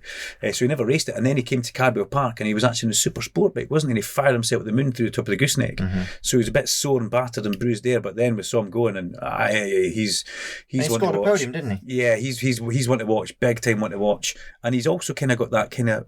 Has he got a dual nationality or not? So, is he actually Irish or is he British? There's that kind of thing where he might actually be from. Wait, you say that about the Mackenzies? No, you can't. They're not Irish. I'm joking with you, man. Well, they're Scottish, but they're more English than us, man. No, they're not. Where's Andy Murray from? Sterling. Scotland. Dunblane, yeah. Is he British or Scottish? Andy Murray's Scottish. Always depends how he's done, doesn't it? Really. And, when he wins, he's British, and when he loses, he's Scottish. So I do know that. Tell you what, this question's popped in my head. Isn't the Mackenzies at Knockhill circuit? No. Did they have involvement in it? Or? No, Neil's just a loyal supporter of Knockhill who has track days here, which I think you maybe instructed on. But it's owned by Gillian Shedden. It used to be in the Butcher family, Derek Butcher, but Gillian is Derek's daughter. She married Gordon Shedden, who I'm pretty sure you know. Gordon's a keen biker, triple British touring car driver, pretty good guy all round. Cool guy, yeah. But it's operated by Gillian. She's like the MD, the boss. There we are. She must be obeyed. Another woman that I have to say yes to in life. The other one's back home in Glenrothes. Hi, Angela. Thank you for letting me come on the show. Yeah, honestly, thank you so much for going on the show. But I think we need to do a bit more. Well, thank you, first of all. Thank you for all them questions from the Patreon. So absolutely. But Aaron Jeffs, all the way from the Isle of Man, has come up with a very, very valid point. Uh-oh. This is the 200th episode. Shit off, really?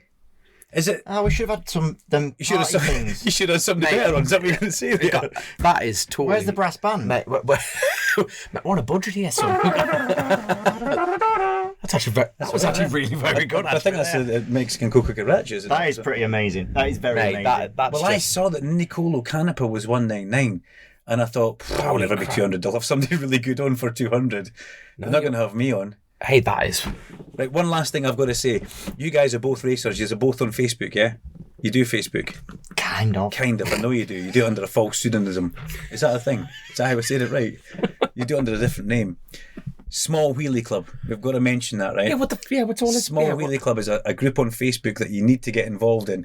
If you've got something smaller than an inch, which I believe you have, and I know you have, Conor Nicola, if you've got Fill the pram. just a little bit of daily under that wheel, you've got to get on the Small Wheelie Club. So is that a group on Facebook? It's a group, yeah. And you have to submit your post and you find it if you're worthy or not. Some big hitters on there in the British Championship paddock already. I've submitted my own photograph where you could just slide a credit card underneath the front wheel of my ZX6R coming to the airport and not kills. Mega. So there you go. That sounds actually... You're actually raking through this, aren't you? There is some actually good, Rate My Plate is a great Facebook It's one of the group, good those groups. sort of things. But just going off drowning duck for me. Just going off the wheelie thing. What? Oh, no, you Google it. Just going off the wheelie thing. There was a few years ago, Paul Espargaro did put up a Willy Wednesday. Willie.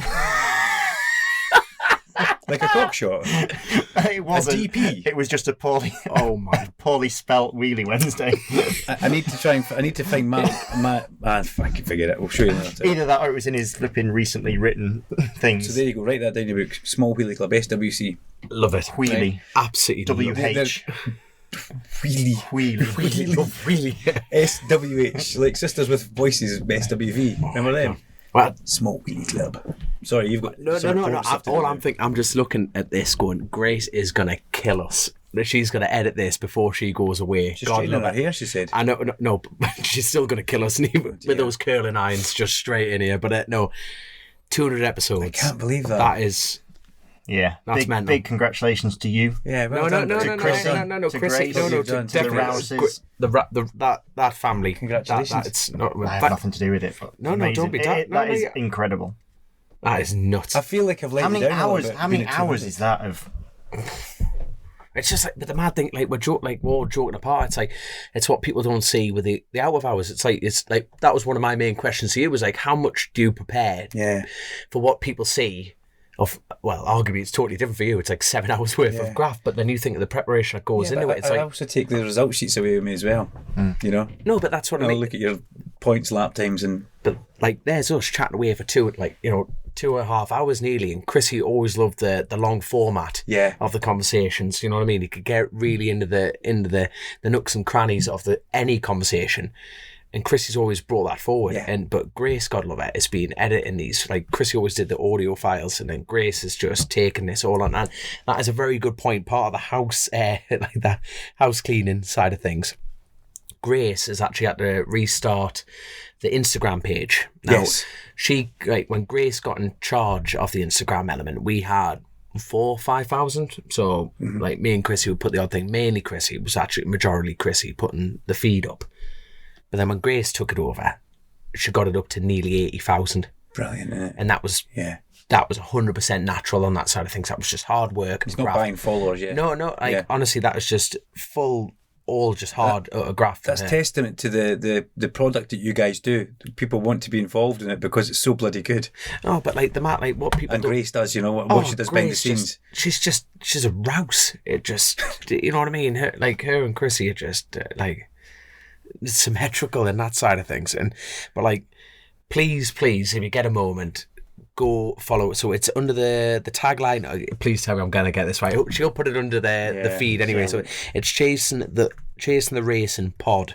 This one. So it's not fake. This is the new legit version of it. Yeah, we basically got done over. It totally got done over. And what? So if you do get anything from the old one, it's not us. It is definitely not us. And in fact, go and unfollow the old one. yeah. While you do, just swap that over and follow the new one. But it's incredible. There you are. Yeah. So Chasing the Racing Pod. We've got 4 posts at the moment. Grace has put 4 out there. We're already up to 2,079. Cool. And that's people not knowing. People being cautious about it. But like Grace is just when. Oh, that is class. That is class. And there's Duncan having a right giggle looking at it. But no, like 200 episodes. It's like it's pretty poetic in the fact of like a new chapter, new start. You know, we've got a new sponsor on board, and that new sponsor, hence wearing, you know, their fantastic hoodie here, is Alan Garner, and the OMG team have just stepped up to the plate. And Alan, and everything that he's going through, you know, with his own health battles as well as running his own team, is said, look, he wants the pod to continue. And he has stepped up to the main tier of the sponsorship element, which is absolutely fantastic, because without this, it just simply wouldn't happen. It wouldn't be covering Grace's time, the editing software. People just see the they get the finished product. They just see the finished product. They don't see what goes on behind all these little parts you have to make sure are perfect. Hey, without getting too mental about it, but like literally, Grace is a swan. You know, you see the elegant top, you know, the calm water and everything. She is paddling like fuck underneath. You know, like people do not see the hard work, and Alan has kindly stepped up to that plate to keep the show on the go. Good. And that's only. Even that is a small part. It's a major part of what Alan is covering. So he's going to be up on the boards. He's going to be up on the side of the vans. He's going to get the maximum coverage that we can deliver on the show. What happens? Does Christian have to wear an OMG top? That could be a bit of an issue. No, Mark Train. It's all quick. Mark Train, OMG. It's a done deal. I came with a package. No, we just didn't quite get the graphics at the moment to get him slapped on. So hence wearing the hoodie. And Grace has offered me a little bit of your fabulous Quick Shifter coffee to take a road as well. Yep, so they've rebranded on that side of things, so please follow Quick Shifter as well. But we were sniffing it before. You're supposed to drink it, but we were sniffing literally, there's a bag down here, like it was just that's a different episode. But there's more sponsorship packages available, isn't there? Is basically what we're it's undergoing quite a bit of a change, isn't it, here? Massively. So like on the board behind us, so what we're going to do is we're like a tier system. So Alan is kindly filled, he's going to be filling the top side of that tier system, so he'll be at the top, and then on the side, obviously Bennett's have stepped up as well. You know, they've kind of come on board on a heavier element to try and keep the show going. Good. We've got the patrons. The more patrons we have, the better the quality, the more we can deliver, like especially on the vlog side of things. But you know, we've got a potential, we have a gap. Not even a potential gap, we have another gap. You're tapping me for sponsorship. That's it. Yeah. Get your wallet out, fiver for you. But like, we're going to start doing individual pod sponsors from this point going into it. So, you know, if people want to come on board for one particular episode, please get in touch, and I fully assure you, you will not be speaking to me. You'll be speaking to Grace. Like, if anyone's off put by having to deal with me, I'm assuring you it won't be. This is like. So it would be, this is the Duncan Vincent podcast, brought to you by OMG, Quick Shifter Coffee, Bennett's, and somebody else. Exactly. Kawasaki Kyoto. Yeah, this one, they better get in touch. But like, no, there's without these people, I know I keep humming and drawing and going on about it, but without these sponsors, without people keeping us going, this just wouldn't exist. And we're up to 200. Chrissy's podcast is up to 200 episodes. And this is great, and I said this when we all got together with the co-hosts, and when this restarted up, this is up to Grace. This is Grace's pod, and I will commit, and Christian will commit, and all our listeners, all our patrons, all our sponsors will commit to the same level that Grace Rouse will. Yeah. So there's no reason whatsoever, no pressure, Grace, but another 200 episodes. But we are here for you, Grace. We're here for the Rouse family. And let's just keep the show on the road. I think maybe a round of applause here for 200. Yeah, 100%. Happy days. There you go. I can't clap. Missing a finger probably. There you go. But hey, like I say, she's going to kill us. One last thing she did want us to mention is that the pod will be at Motorcycle Live. Nice. And we are going to try and get some tickets to also give out as a freebie. That was funny when you were having that conversation with her earlier on. I was like, have you got tickets? She went, no, I'm not going. And you went, it's not for you. I didn't mean you. It was funny. So, most of the guys, I will be there at some point as well. So the pod will be on the stand at some point over the week. Duncan will be there. I think BSB Day is on the first Sunday, is it? First weekend? Is that the 19th?